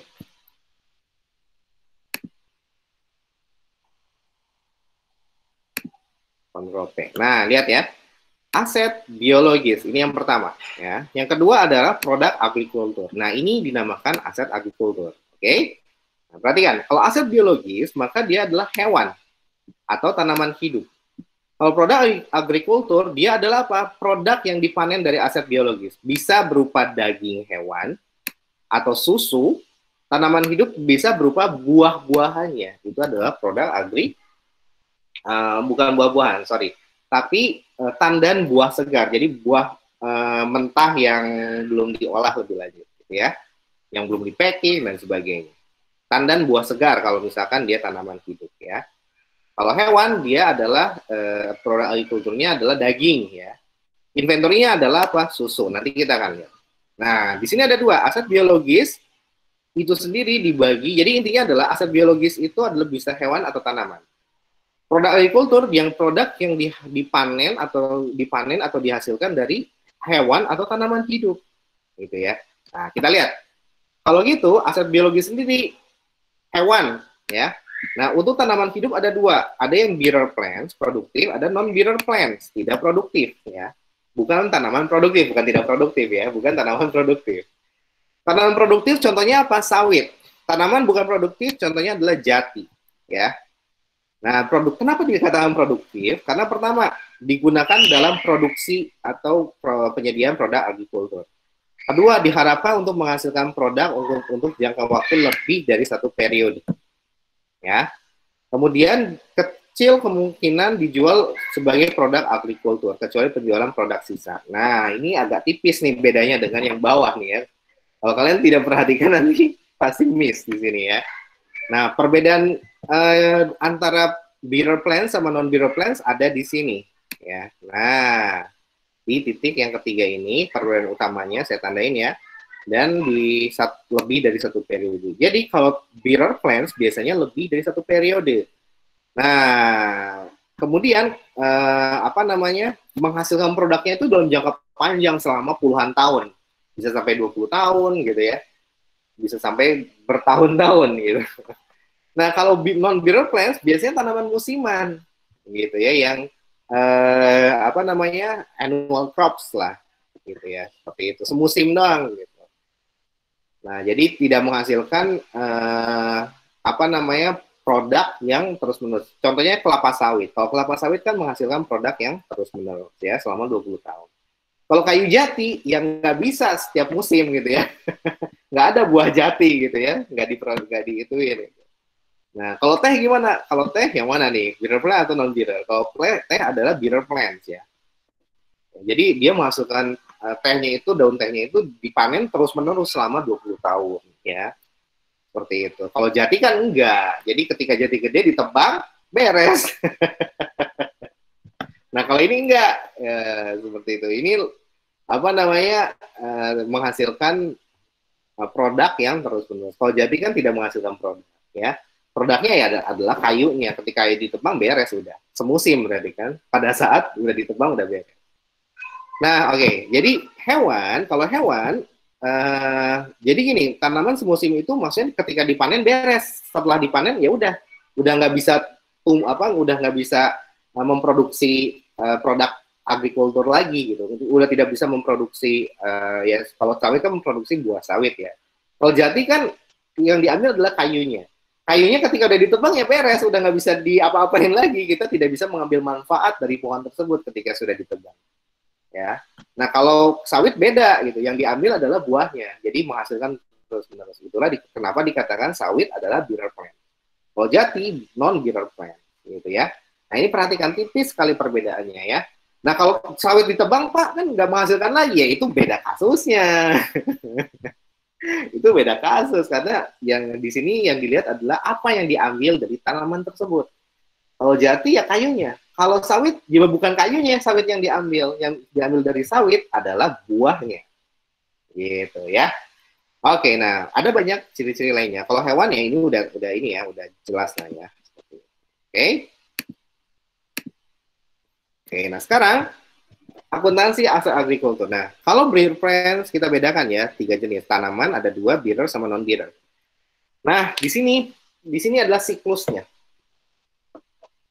Siklus dari pertama kali dia beli menjadi persediaan. Nah, perhatikan ya. Disinilah perbedaan dari bearer sama non-bearer kelihatan dengan jelas. Nah, kita akan lihat di sini kalau non-bearer plant yang dia adalah tanaman semusim. Sekali diambil, dipetik hasilnya, maka udah nggak bisa diambil lagi tahun depannya. gitu. Kalau non-biner beda, sekali diambil hasilnya, tahun depan masih memproduksi lagi. Nah, makanya di sini khusus khusus perbedaannya. Jadi ketika ketika dia contohnya tebu ya, ketika diambil, kan yang diambil tuh hasil dari tanaman tebu itu, yang diambil adalah pohonnya, gitu ya. Ketika diambil pohonnya, maka dipanen pohonnya, maka tahun depan harus tanam pohon baru, gitu ya, tanam pohon tebu baru, seperti itu. Nah, kalau padi gimana? Sama padi juga, yang diambil adalah pohon padinya, gitu ya. Ketika panen kan ditebangin tuh, ketika mau mau mengambil hasil padi lagi harus menanam si bibit padinya dulu. Nah, kayak gitu. Itulah kenapa dikatakan padi, tebu, kayu jati, pohon durian, dan sebagainya itu adalah tanaman non-bearer plants. Jadi, yang ketika menghasilkan hanya bisa diambil sekali aja. Nggak bisa berulang-ulang. Bisa berulang-ulang, tapi nggak banyak. Durian ketika udah gitu ditebang, pohon duriannya ditanam baru. Nah, kalau sawit enggak, gitu ya. Bisa sampai 20 tahun memproduksi sawit, buah sawit terus, sampai 25 tahun. Sehingga jangka waktunya lebih panjang. Jadi sekali tanam sawit, kita bisa kipas-kipas selama 25 tahun menghasilkan buah terus, gitu. Itulah mengapa pengusaha sawit itu tajir melintir kayak sultan, ya. Nah, kayak gitu. Jadi, itu adalah perbedaan antara tanaman produktif sama tanaman bukan produktif. Nah, oke. Di sini dibedakan ketika pertama kali ditanam, maka dia dikategorikan sebagai aset biologis, ya. PSAK 6 kalau dia tanaman produktif ya, maka dia masuknya ke PSAK 16 atau di aset tetap, ya, di aset tetap. Ada penyusutan nanti terhadap si tanaman sawit tersebut. Ya, kemudian ketika diambil buahnya gitu, diambil hasilnya, nah menghasilkannya namanya produk agrikultur. Nah, karena aset agrikultur itu harus menghasilkan suatu produk. Namanya apa? Produk agrikultur. Yang hasil yang bisa diambil dari tanaman sawit, pohon sawit adalah buah kelapa sawitnya, ya, buah sawitnya. Dinamakan tandan buah segar, bukan teladan ya, ini salah nih ya. Tandan buah segar ya. Nah, baru nanti tandan buah sawit tersebut diproses produksi masuk ke penyulingan menghasilkan minyak kelapa sawit. Ini yang dijual. Ini yang dikategorikan sebagai persediaan. Nah, produk agrikultur dari sawit itu dicatat dengan menggunakan PSAK 69. Nah, perhatikan ya. Jadi, kalau dia nanam pohon sawitnya masuk ke PSAK 16. Aset tetap, ada penyusutan. Kemudian dapat buah sawitnya. Buah sawitnya dia di PSAK 69 atau aset produk agrikultur dengan NRV. Tidak dengan historical cost. Persediaannya ketika buah sawit diolah lebih lanjut menjadi minyak, maka dia dicatat dengan pertama kali dengan cost gitu ya, harga perolehan. Nah, seperti itu. Nanti di akhir tahun dilihat LCNRV-nya untuk PSAK 14. Nah, kayak gitu. Jadi beda-beda nih cara mencatatnya gitu. Ya, jadi ketika pohon itu ditanam, dia dicatat dengan aset tetap. Ada namanya penyusutan. Kemudian udah menghasilkan buah, jadi biasanya sawit itu kapan dia menghasilkan? Mulai menghasilkan itu setelah tahun ke-6. Ya, sampai tahun ke-25, panjang banget. Ini menghasilkan buah terus-menerus setiap saat gitu ya. Bukan setiap tahun, tapi setiap saat gitu. Nah, itu sawit. Gilanya sawit itu ya subhanallah itu kayak gitu ya. Sama kayak kurma. Kurma juga menghasilkan terus-menerus gitu ya. Nah, dari sini buah sawit itu dipetik ya. Ketika dipetik gitu, dia menghasilkan kapan mulai bisa dipanen? Ketika tahun ke-6 ini mulai bisa dipanen sampai tahun ke-25. Berarti dari tahun 1 sampai 5 ini belum menghasilkan. Nah, gitu. Jadi dikategorikan menjadi dua kelompok aset biologis itu. Ada yang belum menghasilkan, ada yang sudah menghasilkan. Belum menghasilkan 1 sampai 5, sudah menghasilkan 6 sampai 25 tahun ya. Nah, ketika sudah menghasilkan, maka dia akan menghasilkan produk agrikultur. Akan menghasilkan produk agrikultur. Ya, ketika di tahun ke-6 sampai tahun 25. Nah, menjadi buah sawit. Dia dicatat di neraca. Ya, tandan buah segarnya berapa. Yang belum diolah. Ini akan menjadi bahan baku untuk minyak kelapa sawit. Nah, gitu ya. Jadi dari sini bertingkat gitu. Jadi ketika nanam sawit, ada produk agrikultur namanya buah sawit, menambah neraca. Kemudian diolah lebih lanjut menjadi minyak, menambah neraca juga dalam bentuk persediaan. Pencatatannya, kalau ini aset biologis, historical cost. Kalau produk agrikultur, NRV pertama kali. Kalau persediaan, itu adalah, persediaan itu adalah apa? Itu adalah cost juga ya, historical cost. Jadi ini cost, kemudian yang aset biologis juga cost, kemudian yang produk agrikultur itu NRV ya, NRV. Nah, gitu ya. Oke, nah sekarang gimana Pak? Nah, kalau tanaman bukan produktif itu lebih gampang. Jadi biasanya pohon kayu jati itu 1 sampai 10 tahun ya. Dia akan menghasilkan kayu yang gede itu pada usia 10 tahun. Makanya kalau di bawah 10 tahun ada namanya jati Belanda gitu atau jati muda. Nah, itu adalah di usia panen 1 sampai 10 tahun. Kalau di usia 10 sampai 25 tahun, nah ini menjadi jati yang keras gitu ya. Ya, jati yang keras, bukan jati tua lah intinya. Nah, ketika dia ternyata di usia 10 tahun dipanen, maka pohon jatinya hilang. Menjadi apa? Menjadi pohon tebangan ya. Ya, kasih Mbak. Menjadi pohon tebangan gitu. Jadi ketika ditanam jati belum menghasilkan tuh ya, masih dicatatnya bukan aset tetap, tapi PSAK 69 NRV gitu ya. Ya 1 sampai 10 tahun ya ternyata akan panen gitu ya, mulai dipanen, ya udah dia akan masuk ke produk agrikultur PSAK 69 juga NRV ya. Nah, barulah ketika kan masih gelondongan ya, masih kayu gelondongan yang gede gitu ya. Barulah nanti setelah itu diproses produksi kemudian untuk menjadi ya ini ya apa pintu, kusen, papan. Nah, itu menjadi persediaan atau PSAK 14 ya, dia dengan cost. Ya. Jadi seperti itu. Nah, kalau dia tanaman bukan produktif atau non-bearer plant, nah ini begitu udah dipanen ya udah beres, besoknya udah nggak bisa diambil lagi hasilnya gitu. Nah, itulah dinamakan non-bearer plant. Sekali sikat aja gitu, musim aja. Ketika udah dipanen ya udah beres. Ya. Nah, kalau hewan dia pencatatannya dengan PSAK 69 ya, sapi. Nah, produk agrikultur menghasilkan apa? Menghasilkan daging atau susu gitu ya. Nah, itu namanya produk agrikultur. Jadi hasil yang diperoleh dari aset biologis itu dinamakan produk agrikultur. Nah, bisa macam-macam ya. Bisa macam-macam. Nah, produk agrikultur yang diolah lebih lanjut menjadi inventory gitu ya. Diolah lebih lanjut menjadi inventory. Nah, di sini produk agrikulturnya susu murni atau daging sapi diolah menjadi cimori gitu ya dalam bentuk botolan, yaitu menjadi persediaan. Nah, jadi kalau kita lihat maka yang menerapkan persediaan dengan PSAK 69 ini kita simpulkan ya, dia adalah apa? Cimori. Pabrik cimori yang menghasilkan susu ya. Dia akan mencatat sapi itu sebagai asetnya. Kemudian yang kedua, sapi itu akan menghasilkan susu. Nah, nanti ada tuh, nanti silakan dilihat. Produk agrikulturnya adalah susu yang belum diolah. Nah, nanti susu yang udah diolah menjadi persediaan ya, seperti itu ya. Nah, jadi produk akhir kenapa dia masuk ke persediaan? Itu karena dia adalah usahanya adalah memang jual susu kaleng atau jual susu yogurt cimori. Nah, kalau yang bearer plants, maka usaha utamanya adalah apa? UD ya, usaha dagang, bukan usaha dagang ya, pabrik pengolahan kayu, gitu ya, atau pabrik gula, gitu ya, pabrik jati atau pabrik gula.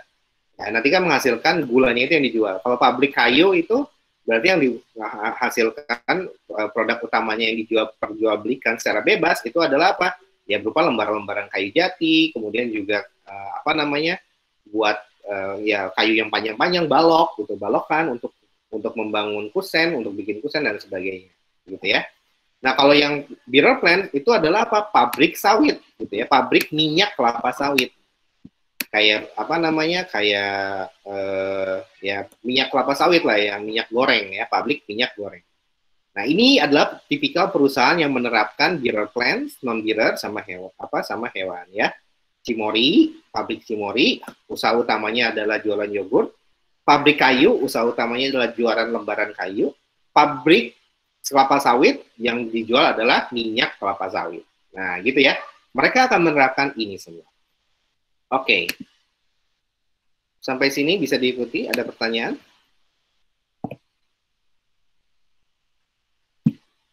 Oke, kalau nggak ada, saya lanjutkan. Baik ya. Ini konsep dasarnya ya. Jadi, ketika pabrik tanaman produktif, pabrik minyak kelapa sawit, contoh yang paling bagus itu adalah Astra Argo Lestari. Kalau ada yang suka main saham, namanya AALI. Kode emitennya ya, AALI, Astra Agro Lestari. Nah, dia adalah yang memproduksi minyak kelapa sawit. Apa ya? Broko, apa sih minyak kelapa sawit ya? Revina mah garam.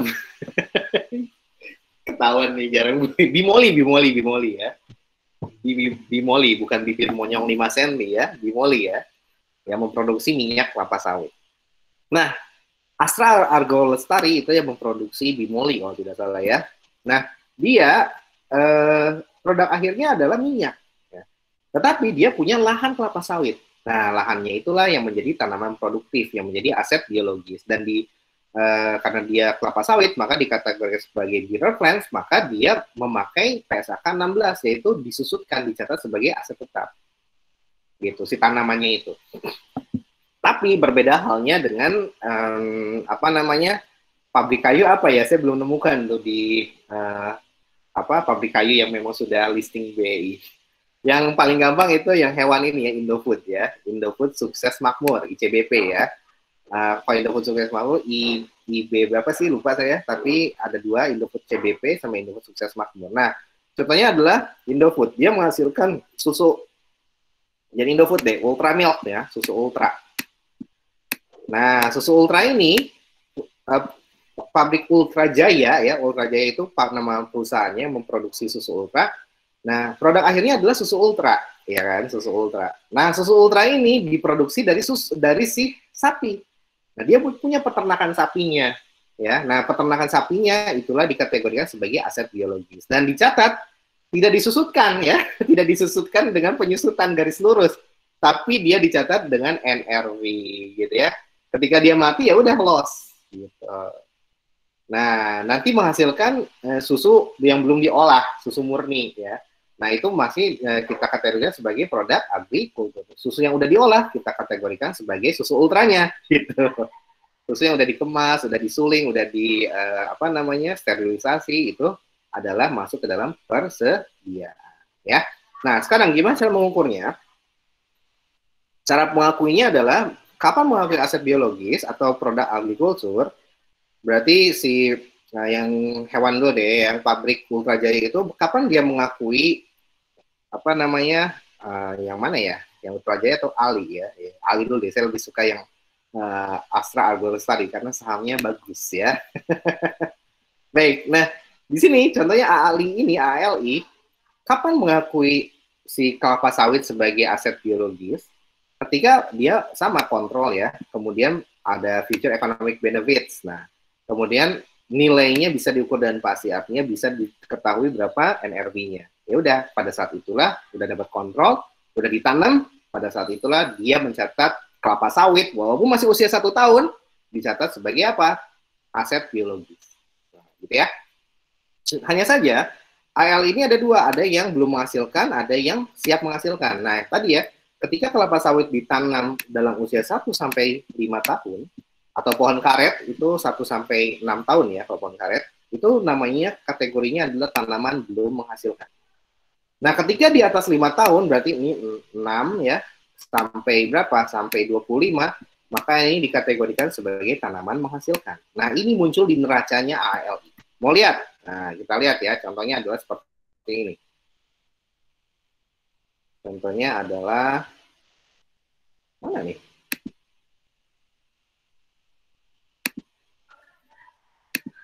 Oke. Ya, udah saya tutup. Oh, ini dia.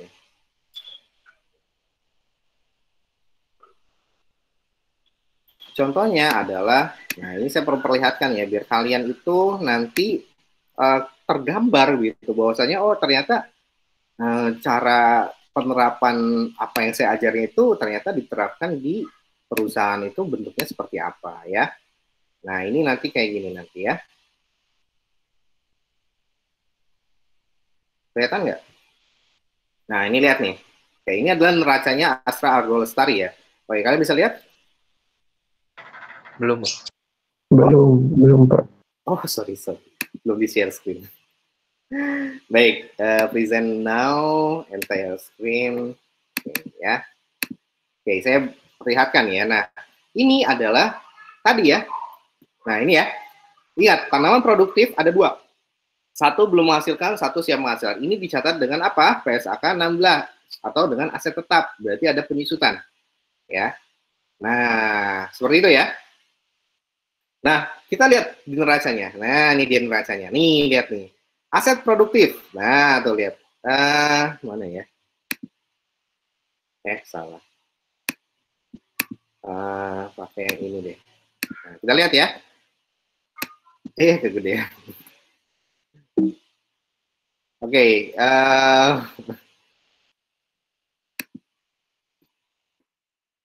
Pakai yang ini aja deh. Nah, kalian akan bisa melihat di sini. Tanaman produktif, dia masuk ke aset tidak lancar. Atau aset tetap ya. Di sini ada 2 nih, tanaman produktif. Ada yang tanaman menghasilkan, dan ada yang tanaman belum menghasilkan. Nah, lihat ya. Kalau dia masih 1 tahun, berarti kategorinya harusnya masuk aset lancar gitu. Ya, karena dia kurang dari 1 tahun. Tapi kalau ternyata dia, lebih, ya biasanya dicatat itu, tetap kalau dia masih 1 tahun tetap dicatat sebagai aset tidak lancar. Karena kenapa? Karena dia ingin dimiliki dengan intentions untuk dimiliki lebih dari 1 tahun ya. Jadi meskipun si tanaman sawitnya itu usianya masih 6 bulan, tapi dia memang berniat untuk menyimpan dalam jangka waktu yang panjang, bukan untuk menjual dalam jangka waktu kurang dari 1 tahun. Maka tetap dikategorikan sebagai aset tetap, gitu ya.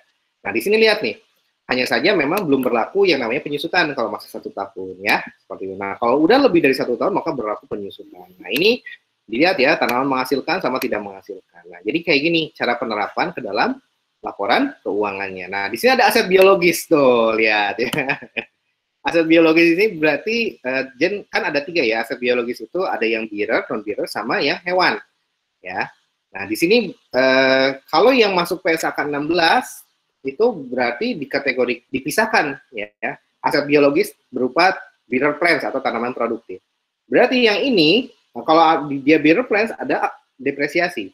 Nah, selain yang bearer plants, mau yang dia non bearer maupun hewan dikategorikan sebagai aset biologis yang ini ya.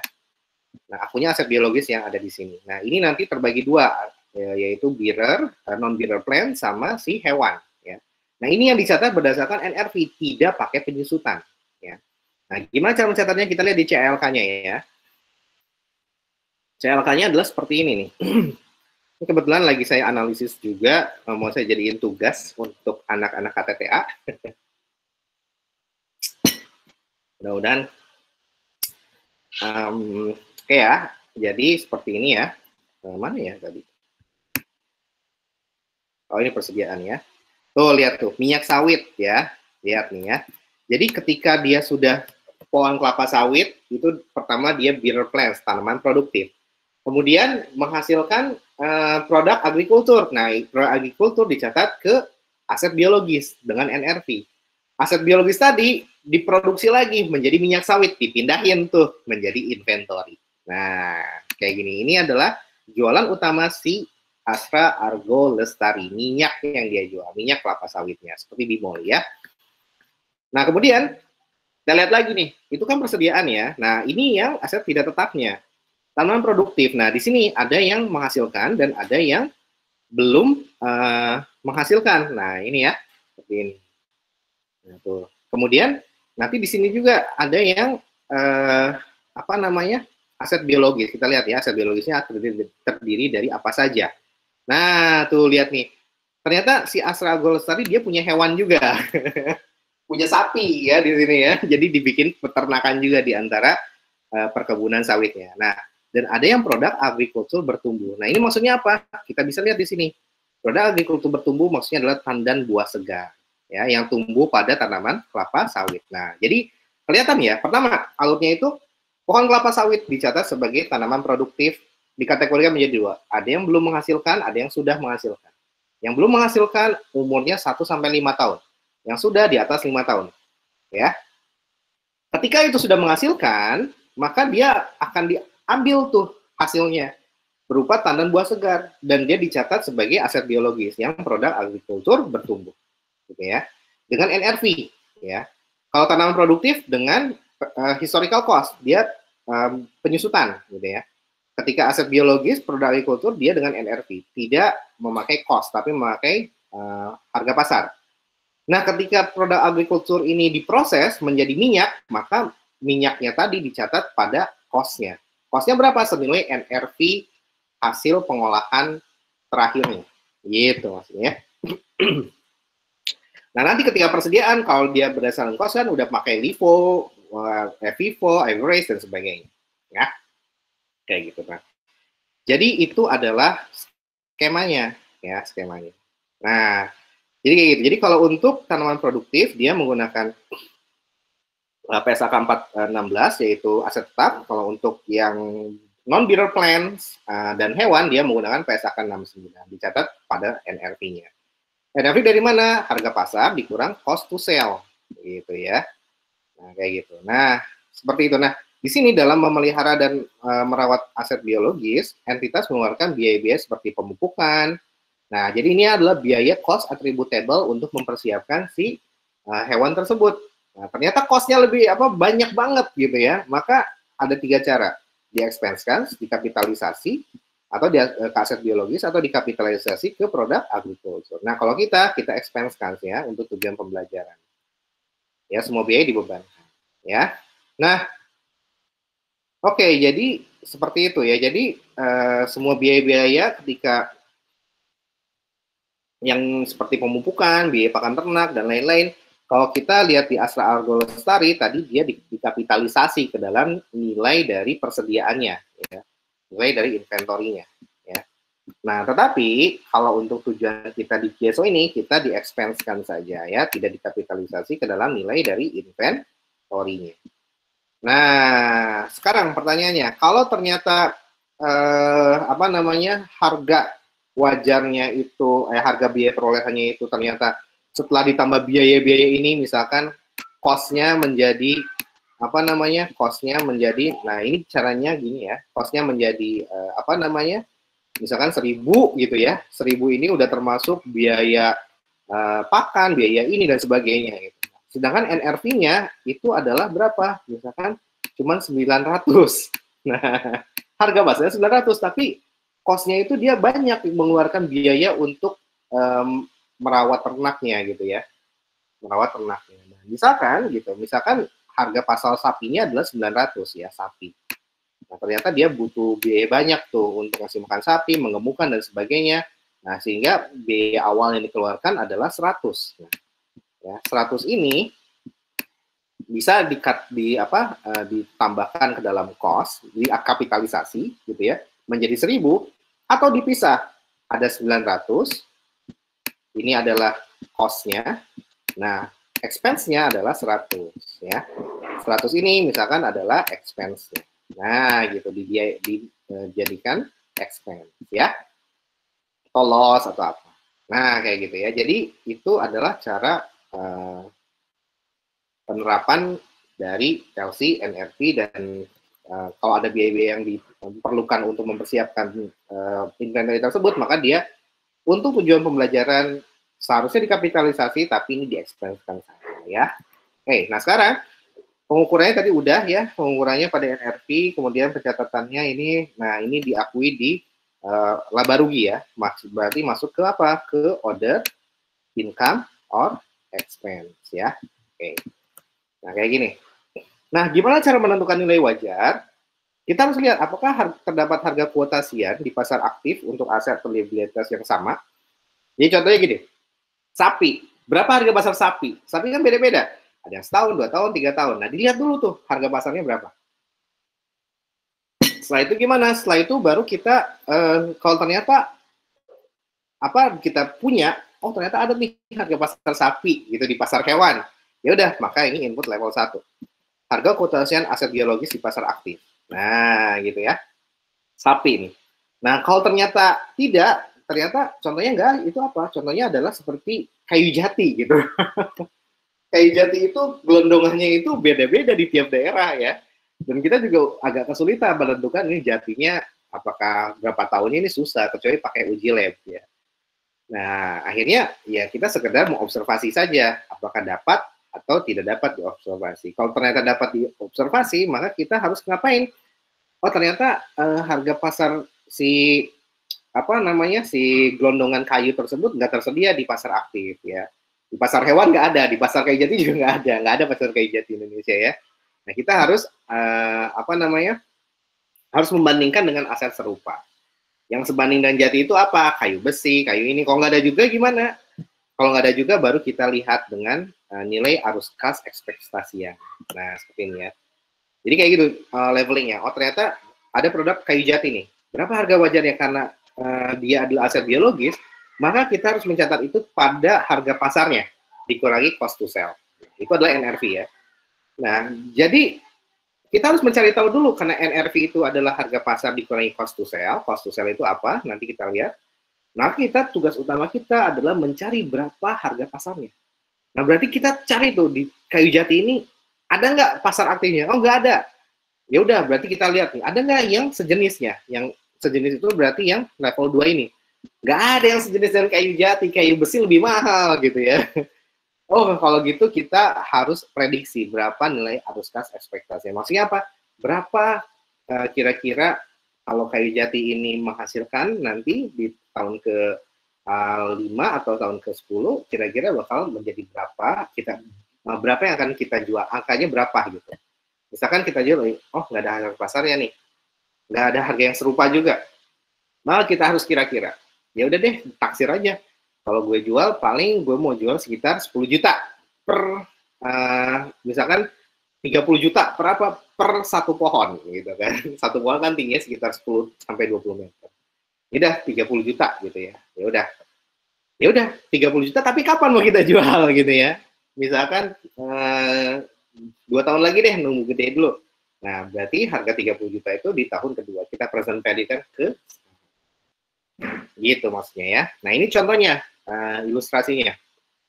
Pertama adalah jadi ini kalau tadi kayu jati, kalau sekarang kita ke aset biologis lainnya seperti hewan ya. Nah, jadi seperti itu. Jadi kalau pertama gitu ya, oh sapi nih, ya udah karena sapi itu dia termasuk ke dalam aset biologis dan dia dikategorikan sebagai aset hewan, maka dia dicatat dengan apa? Dengan yang ini nih. Nah, PSAK 69 ya, sapi. Kalau jati kan PSAK 69 untuk yang aset biologisnya. Tidak menggunakan PSAK 16 atau tidak disusun. Oke, kita beralih sekarang. Contohnya sapi. Nah, kita lihat nih, oh oke, dia mau beternak sapi. Berarti sapi ini harus dicatat di neraca. Nah, berapa nilai sapi? Berapa harga pasar sapi? Kita masuk ke yang slide yang ini. Nah, harganya bisa kelihatan nggak di pasar hewan? Oh, ternyata ada. Kalau sapi mah gampang ya. Udah, berarti langsung pakai yang ini. Input level 1. Kalau ternyata harga sapinya sapi yang limosin gitu, yang dia sapi kebo bule gitu. Kalau kebo bule kan nggak ada tuh ya. Nggak dijual secara bebas gitu. Ya udah, kira-kira ditaksir lah. Sejenis juga nggak ada ya. Kebo bule ya keramat gitu, nggak bisa. Ya udah, akhirnya nggak bisa diobservasi. Berarti kita harus menggunakan input level 3. Kita harus mengira-ngira berapa nilai kebo bule ini kalau kita jual. Gitu maksudnya ya. Nah, oke, kalau di sini berarti kan sapi mah gampang ya, cukup yang input level 1 ini ya, input level 1 ini. Udah tersedia harga di pasar hewan ya, dan tersedia sapi umur 1 tahun, 2 tahun, 3 tahun berapa. Nah, PT Milkindo di sini memproduksi susu sapi. untuk dijual ke pembuat keju. Nah, perhatikan. Usaha utamanya adalah susu sapi, ya. Berarti ini yang menjadi inventory, ya. Inventory dicatat pada cost, bukan pada NRV. Ingat ya. Kapan kita sesuaikan dengan NRV-nya? Pada saat akhir tahun. Nanti kita sesuaikan apakah mana yang lebih rendah, LC atau NRV-nya. Gitu ya. Oke, sekarang lanjut lagi. Milkindo mulai beroperasi pada tanggal 1 Januari dengan membeli 420 ekor sapi perah seharga 480.000. Nah, perhatikan. Berarti dia membeli sapi perah. Nah, sapi perah ini berapa nilainya? Nah, kita lihat lagi. Ada nggak di pasar hewan? Oh, ada nih. Ya udah, berarti input level 1. Kalau nggak ada nggak sejenis dengan sapi perah tersebut? Oh, ternyata ada. Ya udah, menggunakan aset yang sejenis. Oh, ternyata nggak ada sapi perahnya. Ini sapi perah langka. Oh, ya udah, kita kira-kira kalau kita jual berapa nilainya? Memakai input level 3. Nah, oke, kalau yang ini kasusnya udah ada nih.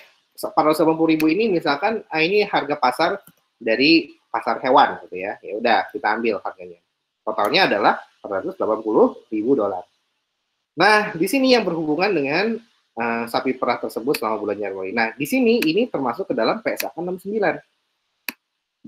Ya. Karena kenapa? Aset biologis harus dicatat dengan NRV, tidak boleh dengan cost ya. Ya, dengan NRV. Gitu ya. Nah, ini dia. Nah, kita lihat berapa carrying value-nya. Dia beli seharga 480.000. Nah, ternyata karena ada pertumbuhan ya, udah penggemukan dan sebagainya gitu.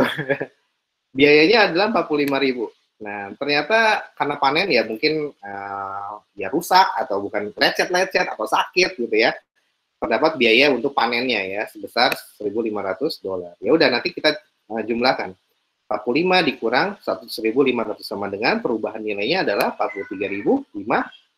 Nah, berarti carrying value pada saat akhir tahun adalah 523.500 ya.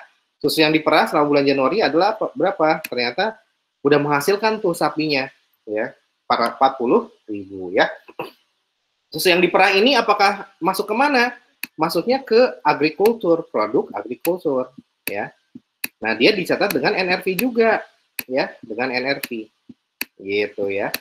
Yang tadi itu loh yang apa namanya? Aset biologis ya, yang seperti ini nih ya, yang mana ya? Yang produk agrikultur ini ya.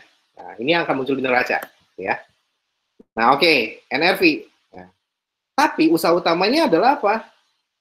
Produksi susu kemasan ya, susu sapinya itu udah diolah, udah disterilisasi, nanti dijual ke pembuat keju, gitu ya. Ya, berarti ini nanti diproses lebih lanjut ya, susu ini yang udah diperah ya. Oke, kita lihat. Gimana cara mencatatnya? Pertama kita catat pembelian awalnya dulu, 480.000. Biological asset pada UHGLI ya. Ini masuk ke unrealized holding gain or loss on income. Ini masuk ke other income or expense di SOCI. Oke. Nah, berapa nilainya? Ingat, NRV itu adalah harga pasar dikurangi dengan cost to sell, ya. Cost to sell, ya.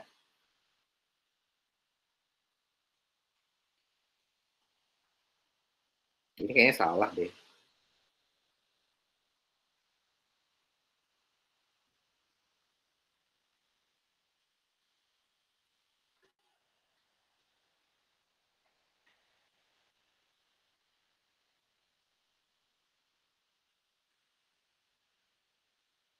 Iya, ini kayaknya salah deh. Harusnya 523 ya. 523 500.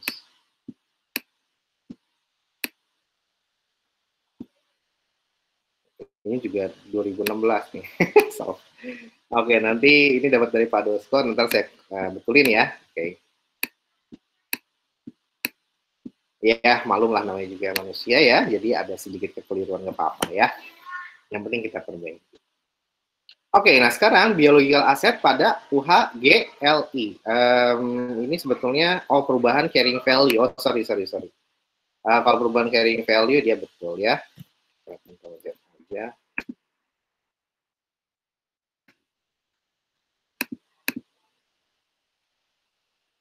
Eraser pen. Oke. Oh, dia nggak ada jurnal pencatatan awalnya ya. Oke, jurnal pencatatan awalnya gimana? Pencatatan awalnya biological asset pada cash ya. Bio pada cash sebesar 480.000 ya, bio pada cash.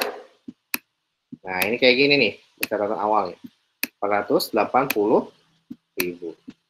Nah, ini sebetulnya sudah pada NRV ya. Jadi ini sudah termasuk ke dalam semua biaya yang dibutuhkan untuk menjual si sapi perah. Nah, gitu ya. Sudah termasuk cost to sell-nya. Let's say seperti itu, 480.000.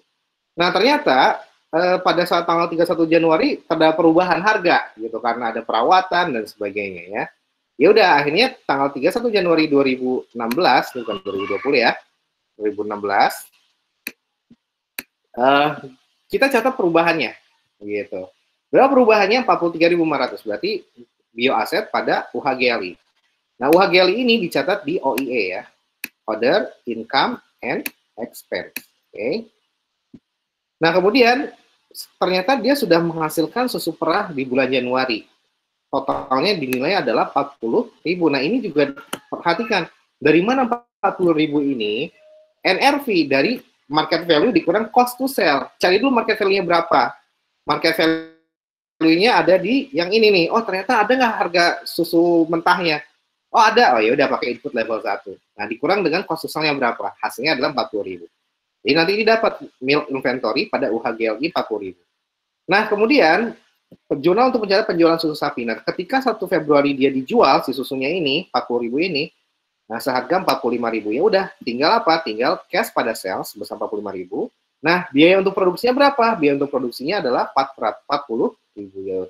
Itu menjadi COGS pada milking inventory ya, seperti itu. Oke. Yang hilang dari sini adalah sebetulnya ini soal dari Kieso ya. Dan soal dari Kieso ini sebetulnya ini langsung nih apa namanya si susu sapinya ini nggak diolah lebih lanjut ya. Jadi apa namanya di sini masih belum dipisahkan apakah si susu sapi ini yang dihasilkan itu adalah dia produk agriculture atau bukan. Bisa juga menjadi dua-duanya produk agriculture juga tapi inventory juga gitu. Seperti itu ya. Jadi langsung gitu. Nggak sempat dibukukan di produk agriculture dulu. Nah, kalau yang betulnya kayak Astra Agro Lestari itu nanti bertingkat gitu ya. Jadi biological asset, milking cost pada cash gitu ya untuk pembeliannya, baru nanti perubahannya dicatat pada UHGLI, baru nanti menghasilkan biological asset berupa produk agriculture. Nah, ini nanti menjadi agricultural produce gitu ya, produk agriculture. PA ya. Bukan pendek akal, tapi produk agriculture. Nah, ini dicatat dulu nih di neraca. Nanti ketika dia diolah lebih lanjut masuk ke inventory, nah itu nanti ada akunnya tersendiri. Misalkan jadi merchandise inventory pada apa? Pada milk inventory, pada PA-nya gitu ya. Nah, ini berapa? Ya, misalkan 40.000. Nah, kayak gini ya. Nanti diproses lebih lanjut, ada biaya-biaya yang digunakan untuk menambah produk agrikultur. Misalkan biayanya adalah biaya pengolahan dan sebagainya. Nah, ini langsung dikapitalisasi MI pada cash. Gitu ya, sebesar misalkan 5.000. Nah, 5.000. Jadi nanti total merchandise inventory-nya menjadi berapa? Menjadi 45.000. Nah, kayak gitulah. Tapi ini mungkin 42 deh ya, biar nggak sama dengan yang atas. Ya, 42.000. Nah, maka nanti dijual nih, seharga berapa? Seharga 45.000. Nah, ini yang menjadi gross profit-nya nanti ya. 42 dikurang 45. Gross profit-nya adalah 3.000. Nah, itu kalau di kenyataannya seperti itu ya. Oke, sudah habis waktunya. Oke deh, kurang lebih seperti itu. Nanti, ini tinggal 3 slide lagi ya, dikit ya. Oke, izinkan saya untuk menyelesaikan ini dulu ya, cuma 3 slide lagi itu beres. Jadi kalau untuk commodity trader brokers, ini adalah dicatat dengan NRV juga ya. Kalau tadi kan ada produk agriculture, ada aset biologis dan sebagainya. Nah, kalau di sini commodity broker traders ini contohnya tengkulak ya. Jadi ini akuntansi tengkulak gitu. Mengukur persediaan mereka pada NRV. Jadi tengkulak itu ya biasanya dia menampung dari barang-barang dari petani, setelah itu dia jual ke pasar dengan harga yang lebih tinggi. Nah, maka di sini dia lihat tuh berapa perubahan, dia mencatatnya itu pada NRV, tidak pada historical cost. Karena kenapa? Karena dia jualannya itu ya seperti apa namanya, ya jualannya itu daily gitu ya, maksudnya beli jual, jadi short term trading gitu, seperti itu. Jadi apa namanya, sehingga tidak mengendap lama barang itu di dalam persediaannya dia. Jadi dia seperti penadah gitu ya. Oh, ada yang mau ini, yang mau beli, kemudian ada nggak sapinya gitu? Oh, ada sapinya. Dia sebagai penghubung. Nah, itu biasanya tengkulak seperti itu ya. Dan ketika tengkulak, maka dia mencatatnya dengan NRV ya. Tidak dengan PSAK 14 ya, tidak menggunakan historical cost, tapi menggunakan harga pasar. Nah, ini biasanya apa? Menjual komoditi seperti jagung, beras gitu ya. Tengkulak beras ya kan pasti kayak gitu ya. Jadi dia pengepul dulu, dikumpulin barang apa, gabah-gabah sama beras-beras dari petani, kemudian dia jual ke pasar gitu. Nah, biasanya ada penadah ya kalau di pertanian itu. Nah, LCNFV tidak digunakan. Kenapa tidak digunakan? Karena jika cost LCNRV tidak digunakan dalam penilaian persediaan si penengkulak tersebut. Jika cost tidak ditentukan, harga pasar produk tetap dan unit produk bisa dipertukarkan, gitu ya. Jika cost tidak ditentukan, harga pasar produk tetap dan unit produk bisa dipertukarkan. Nah, jadi sangat volatile sekali ya, sangat perubahannya itu sangat tidak apa ya, maksudnya itu sangat labil lah gitu, sehingga dia tidak dicatat dengan menggunakan apa? Akan susah menghitung cost-nya. Barangnya kan banyak, bukan satu, men. Misalkan, oh ini petani A, B, C, D, F, G, sampai mana gitu, 1000 petani, dia tampung semua, dia bingung. Ini beras udah dalam bentuk putih semua, mau yang mana yang mau gue kelompokin gitu loh waktu itu dia. Nah, itulah kenapa, karena kesulitan itulah, maka si tengkulak tidak menggunakan historical cost gitu ya. Karena kan nanti Vivo-nya susah gitu ya men-trace-nya. Emang ada barcode gitu kayak di Alfamidi ya, kagak ada. Nah, makanya untuk mempermudah dan menyederhanakan permasalahan yang dihadapi oleh tengkulak, maka si tengkulak tidak menggunakan historical cost. Dia langsung menggunakan NRV gitu ya. Jadi barang dulu masuk berapa? Nah, kira-kira mau dijual, oh harganya sekian, ya dinaikin dulu harganya gitu. Cost-nya dinaikin dulu, baru nanti dijual di atas cost-nya gitu ya. Nah, seperti itu. Nah, contohnya gimana? Dia ada yang namanya relative stand-alone ya. Jadi biasanya tengkulak itu lump sum purchase membelinya ya. Banyak gitu, banyak dari petani dia kumpulin, nggak jelas nih yang mana nih cost yang gue beli dari petani A, karena udah dalam bentuk beras, udah putih semua bentuknya, nggak bisa dibeda-bedain ya. Nah itu, kadang dia relative stand-alone dengan lump sum. Seperti itu. Nah, oke, gimana kalau dengan lump sum? Nah, kalau dengan lump sum itu berbagai macam barang dibeli pada satu harga. Kita akan kesulitan memprediksi harga ini kalau mau kita jual, berarti bagaimana cost-nya, gitu ya. Nah, contohnya seperti ini, membeli tanah 1 juta, ya, kemudian dibagi menjadi 400 coupling. Nah, berarti kan cara cara mengalokasikan 1 juta tersebut ke 400 coupling itu gimana caranya? Nah, apakah dibagi rata? Ya, apakah setiap coupling sama harganya? Ya enggak juga kan. Nah, makanya karena setiap coupling harganya berbeda-beda, maka dia harus menentukan berapa cost untuk tiap coupling tersebut. Nah, oke, kita lihat ya. Nah, coupling tanah tersebut mempunyai ukuran dan bentuk yang berbeda. Secara garis besar dikelompokkan menjadi 3, A, B, C. Nah, di sini dia membeli 1000 dan akan membagi menjadi 400. Tapi 400 ini dibagi-bagi lagi menjadi 3 kategori. Kategori A, 100 lot. Kategori B, 100 slot, kategori C 200 slot ya. Nah, ini seperti ini. Sehingga gimana? Nah, di sini kita 1 juta ini gimana caranya membagi ketiga ini? 1, 2, dan 3 gitu ya. Nah, kita nggak tahu karena kita belinya adalah gelondongan. Yang kita tahu harganya apa? Yang kita tahu hanyalah harga per lotnya berapa. Harga jual per lotnya adalah 10.000, 6.000, dan 4.500. Nah, di sini caranya untuk mengalokasikan 1 juta ini, kita menggunakan informasi harga jualnya. Gitu ya. Nah, kita hitung. Oke, per lotnya $10.000 untuk yang A. Yang B 6.000, yang C 4,5. Nah, kita kalikan untuk yang A berapa total sales revenue-nya. 100 dikali dengan 10.000 sama dengan 1 juta. Kemudian yang B berapa? Demikian, 600.000 sampai 900.000. Di total sama dengan 2,5 juta.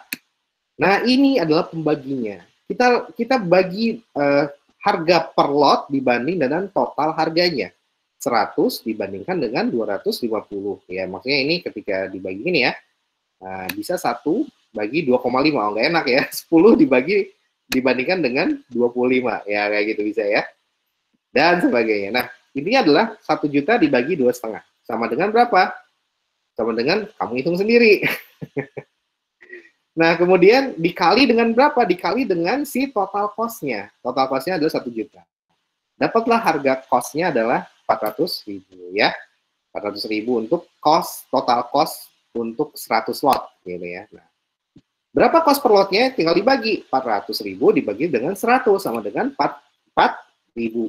Jadi kita bisa simpulkan cost-nya adalah 4.000.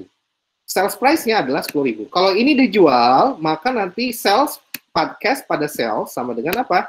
Sama dengan 10.000 untuk satu lotnya ya. Baru nanti COGS pada MI. COGS pada MI. Nah, ini gunanya untuk mencari berapa cost per lot. Berapa yang terjual misalkan satu lot, maka ini 6. Nah, gitu ya. Kok 6? 4, sorry ya. Nah, gitu. Ini yang dipakai. Oke.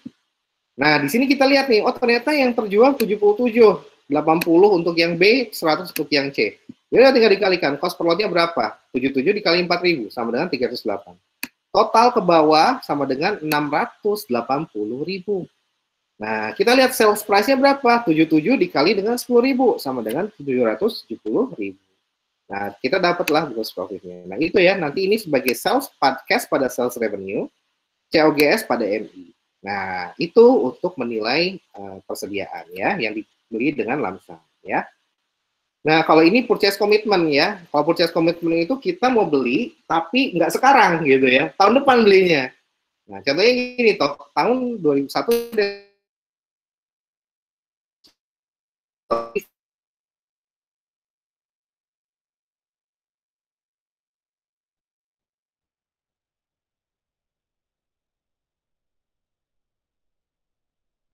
31 Desember nih ya. Jadi pas saat tanggal 1 dia berjanji ya bikin kontrak dengan BP Bagi Rasa. Gue mau beli tapi nggak sekarang, tahun depan April. Harganya tetap sama ya, 10.000 ya. Oh iya, setuju gitu ya. Nah, kayak gitu. Pada saat tanggal 1 dia nggak bikin jurnal karena itu peristiwa. Belum ada nilai uang yang terlibat di situ. Baru perjanjian doang. Nah, ketika di 31 Desember, dilala harga pasalnya menjadi 9.000. Lihat nih ya, dia berjanji beli 10.000. Harga pasarnya 9.000. Berarti kan harga pasar lebih murah, terjadi kerugian. Nah, gitu ya. Karena terjadi kerugian, maka kita harus catat sebagai jurnal penyesuaian ya.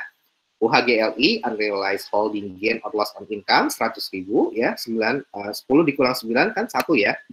1 dikali berapa? Dikali 100 kg ya. Nah ini ya, 100 dikali 10 kurang 9 ya. Sama dengan 100.000. Nah, udah, UHGLI pada liability. Nah, UHGLI ini sebagai order income, purchase commitment liability sebagai current liability. Nah, pada saat 20 April gimana? Nah, kita lihat situasi 1 ya. Ketika harga pasarnya tetap 9.000, maka ya udah inventory atau purchase ya 900.000, purchase commitment liability pada cash. Nah, gitu. Jadi loss-nya udah diakui tahun kemarin. Jadi ini sesuai dengan prinsip expense recognition. Ketika terjadi loss, diakui syarat itu juga, ya. Oke, nah situasi kedua, kalau ternyata harganya 9.500, naik nih ya dari 9.000 ke 9.500, tapi masih tetap rugi. Nah, gimana? Ya udah, karena loss udah kita akui sebesar 100.000, timbul yang namanya gain. Nah, gitu ya. Berapa? Gimana jurnalnya? Tetap purchase inventory sebesar 100 dikali 9.500 sama dengan 950.000. Nah, purchase commitment-nya karena udah diakui loss di tahun kemarin sebesar 100.000, kita balik gitu ya. 100.000.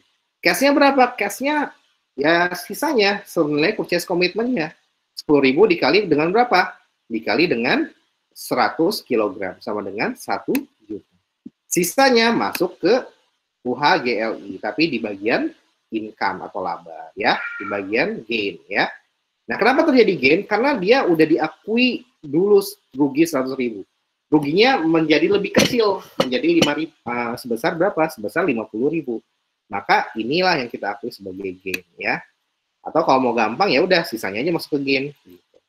Nah, kalau ternyata harga pasarnya adalah 8.500, artinya di bawah 9.000 ini ya. Nah, berarti gimana? Ada tambahan loss, gitu. Ya udah tinggal dibalik aja, 85 kali 100 sama dengan 850.000. Purchase commitment liability udah diakui loss tahun sebelumnya sebesar berapa? 100.000. Dia dibalik ke di debit purchase commitment liability. Baru nanti sisanya masuk ke loss, gitu ya. Cash-nya tetap 1 juta. Nah, gitu ya. Jadi itu adalah purchase commitment. Jadi kesimpulannya adalah kalian lihat dulu, ketika harga di akhir tahun itu turun daripada harga komitmennya, terjadi yang namanya gain, terjadi yang namanya loss. Ya, kalau ternyata harga akhir tahunnya bukan 9.000, ya, misalkan 11.000. Nah, ini gimana? Nah, ini kalian jangan mengakui gain ya. Kalau kayak gini ya, kalian jangan mengakui gain, karena beda kalau expense recognition. Ketika terjadi loss, diakui saat itu juga. Kalau terjadi gain, ntar kalau terrealisasi baru kita akui sebagai gain gitu. Kalau udah dijual di tanggal 20 April baru kita lihat, oh ternyata gain-nya adalah sekiannya. Itulah yang harus diakui. Jadi gain itu tidak boleh diakui kalau belum terjual, gitu ya. Seperti itu. Jadi ketika di tahun 31 Desember dia ternyata naik harganya dari 10.000 menjadi 11.000, maka kita tidak mengakui gain. Kapan kita akui gain? Nanti kalau tanggal 20 April ternyata harganya tetap naik menjadi 11.000, ya. Maka kita akui gain pada saat itu. Purchase inventory pada cash pada gain, ya, seperti itu. Nah, kurang lebih kayak gitu. Jadi purchase-nya nanti kalau dia 11.000 ini menjadi 1.100.000 ya. 1.100.000 ya. Nanti cash-nya berapa? Cash-nya total 1 juta, nanti ada gain ya di sini. UHGLI ya, bukan UHGLI, langsung gain aja. Langsung gain on bla bla bla bla bla, gain apalah terserah namanya. Tapi yang pasti itu gain sebesar 100. Nah, gitu ya. Oke, seperti itu.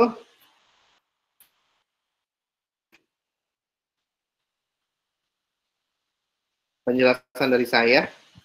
Ada yang ingin tanyakan?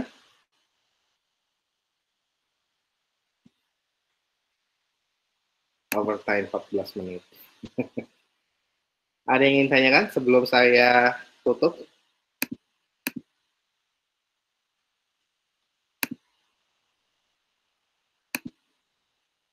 Kalian mungkin agak ini ya, apa namanya, agak kesulitan di masalah apa?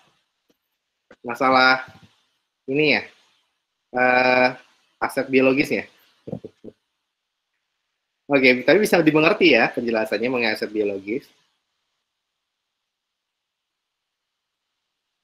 Nggak ada yang ingin tanya?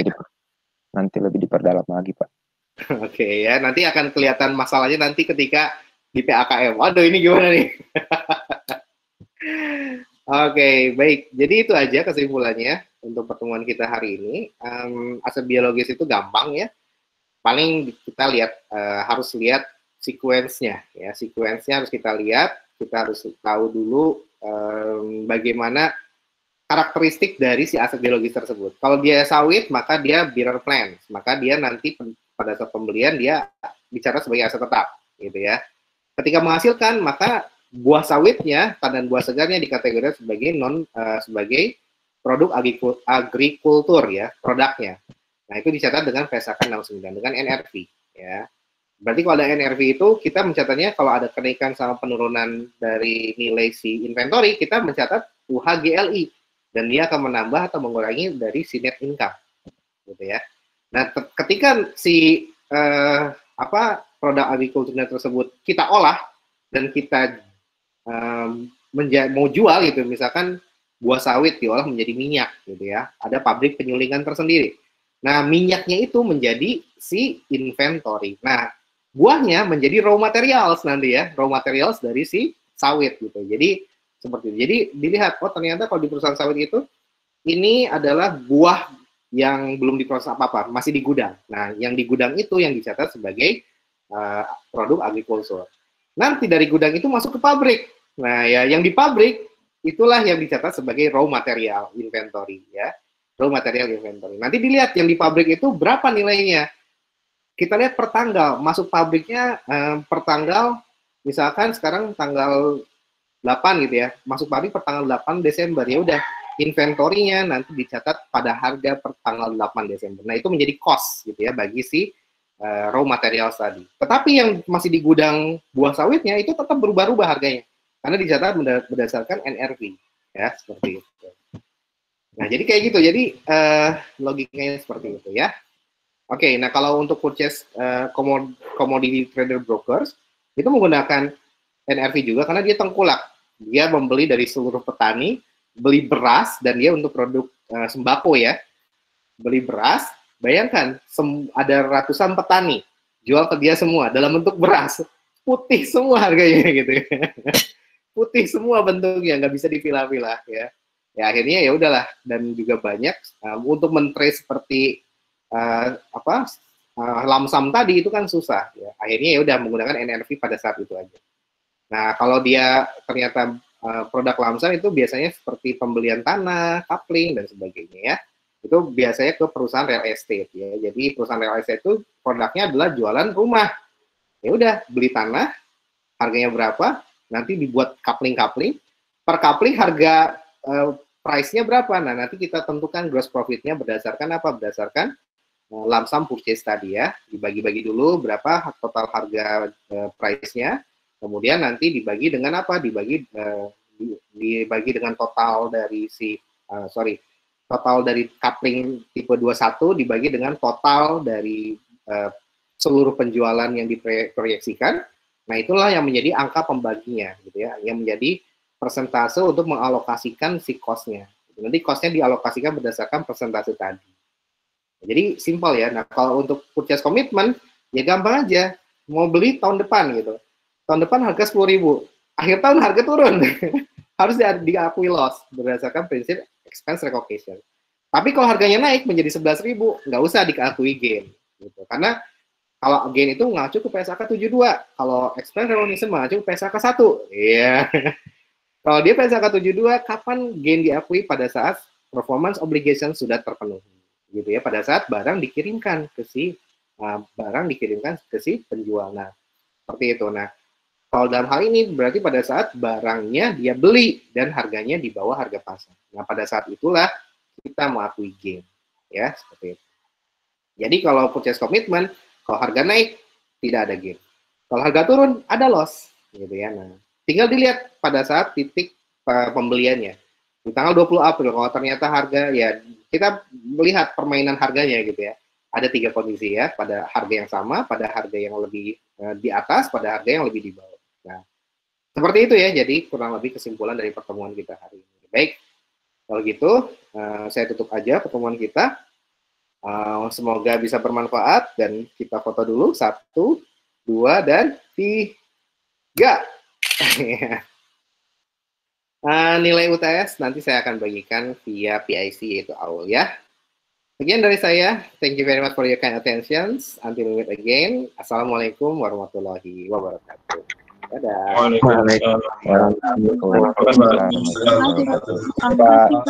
Terima kasih, Pak. Pusing, Pak. Bapaknya udah keluar.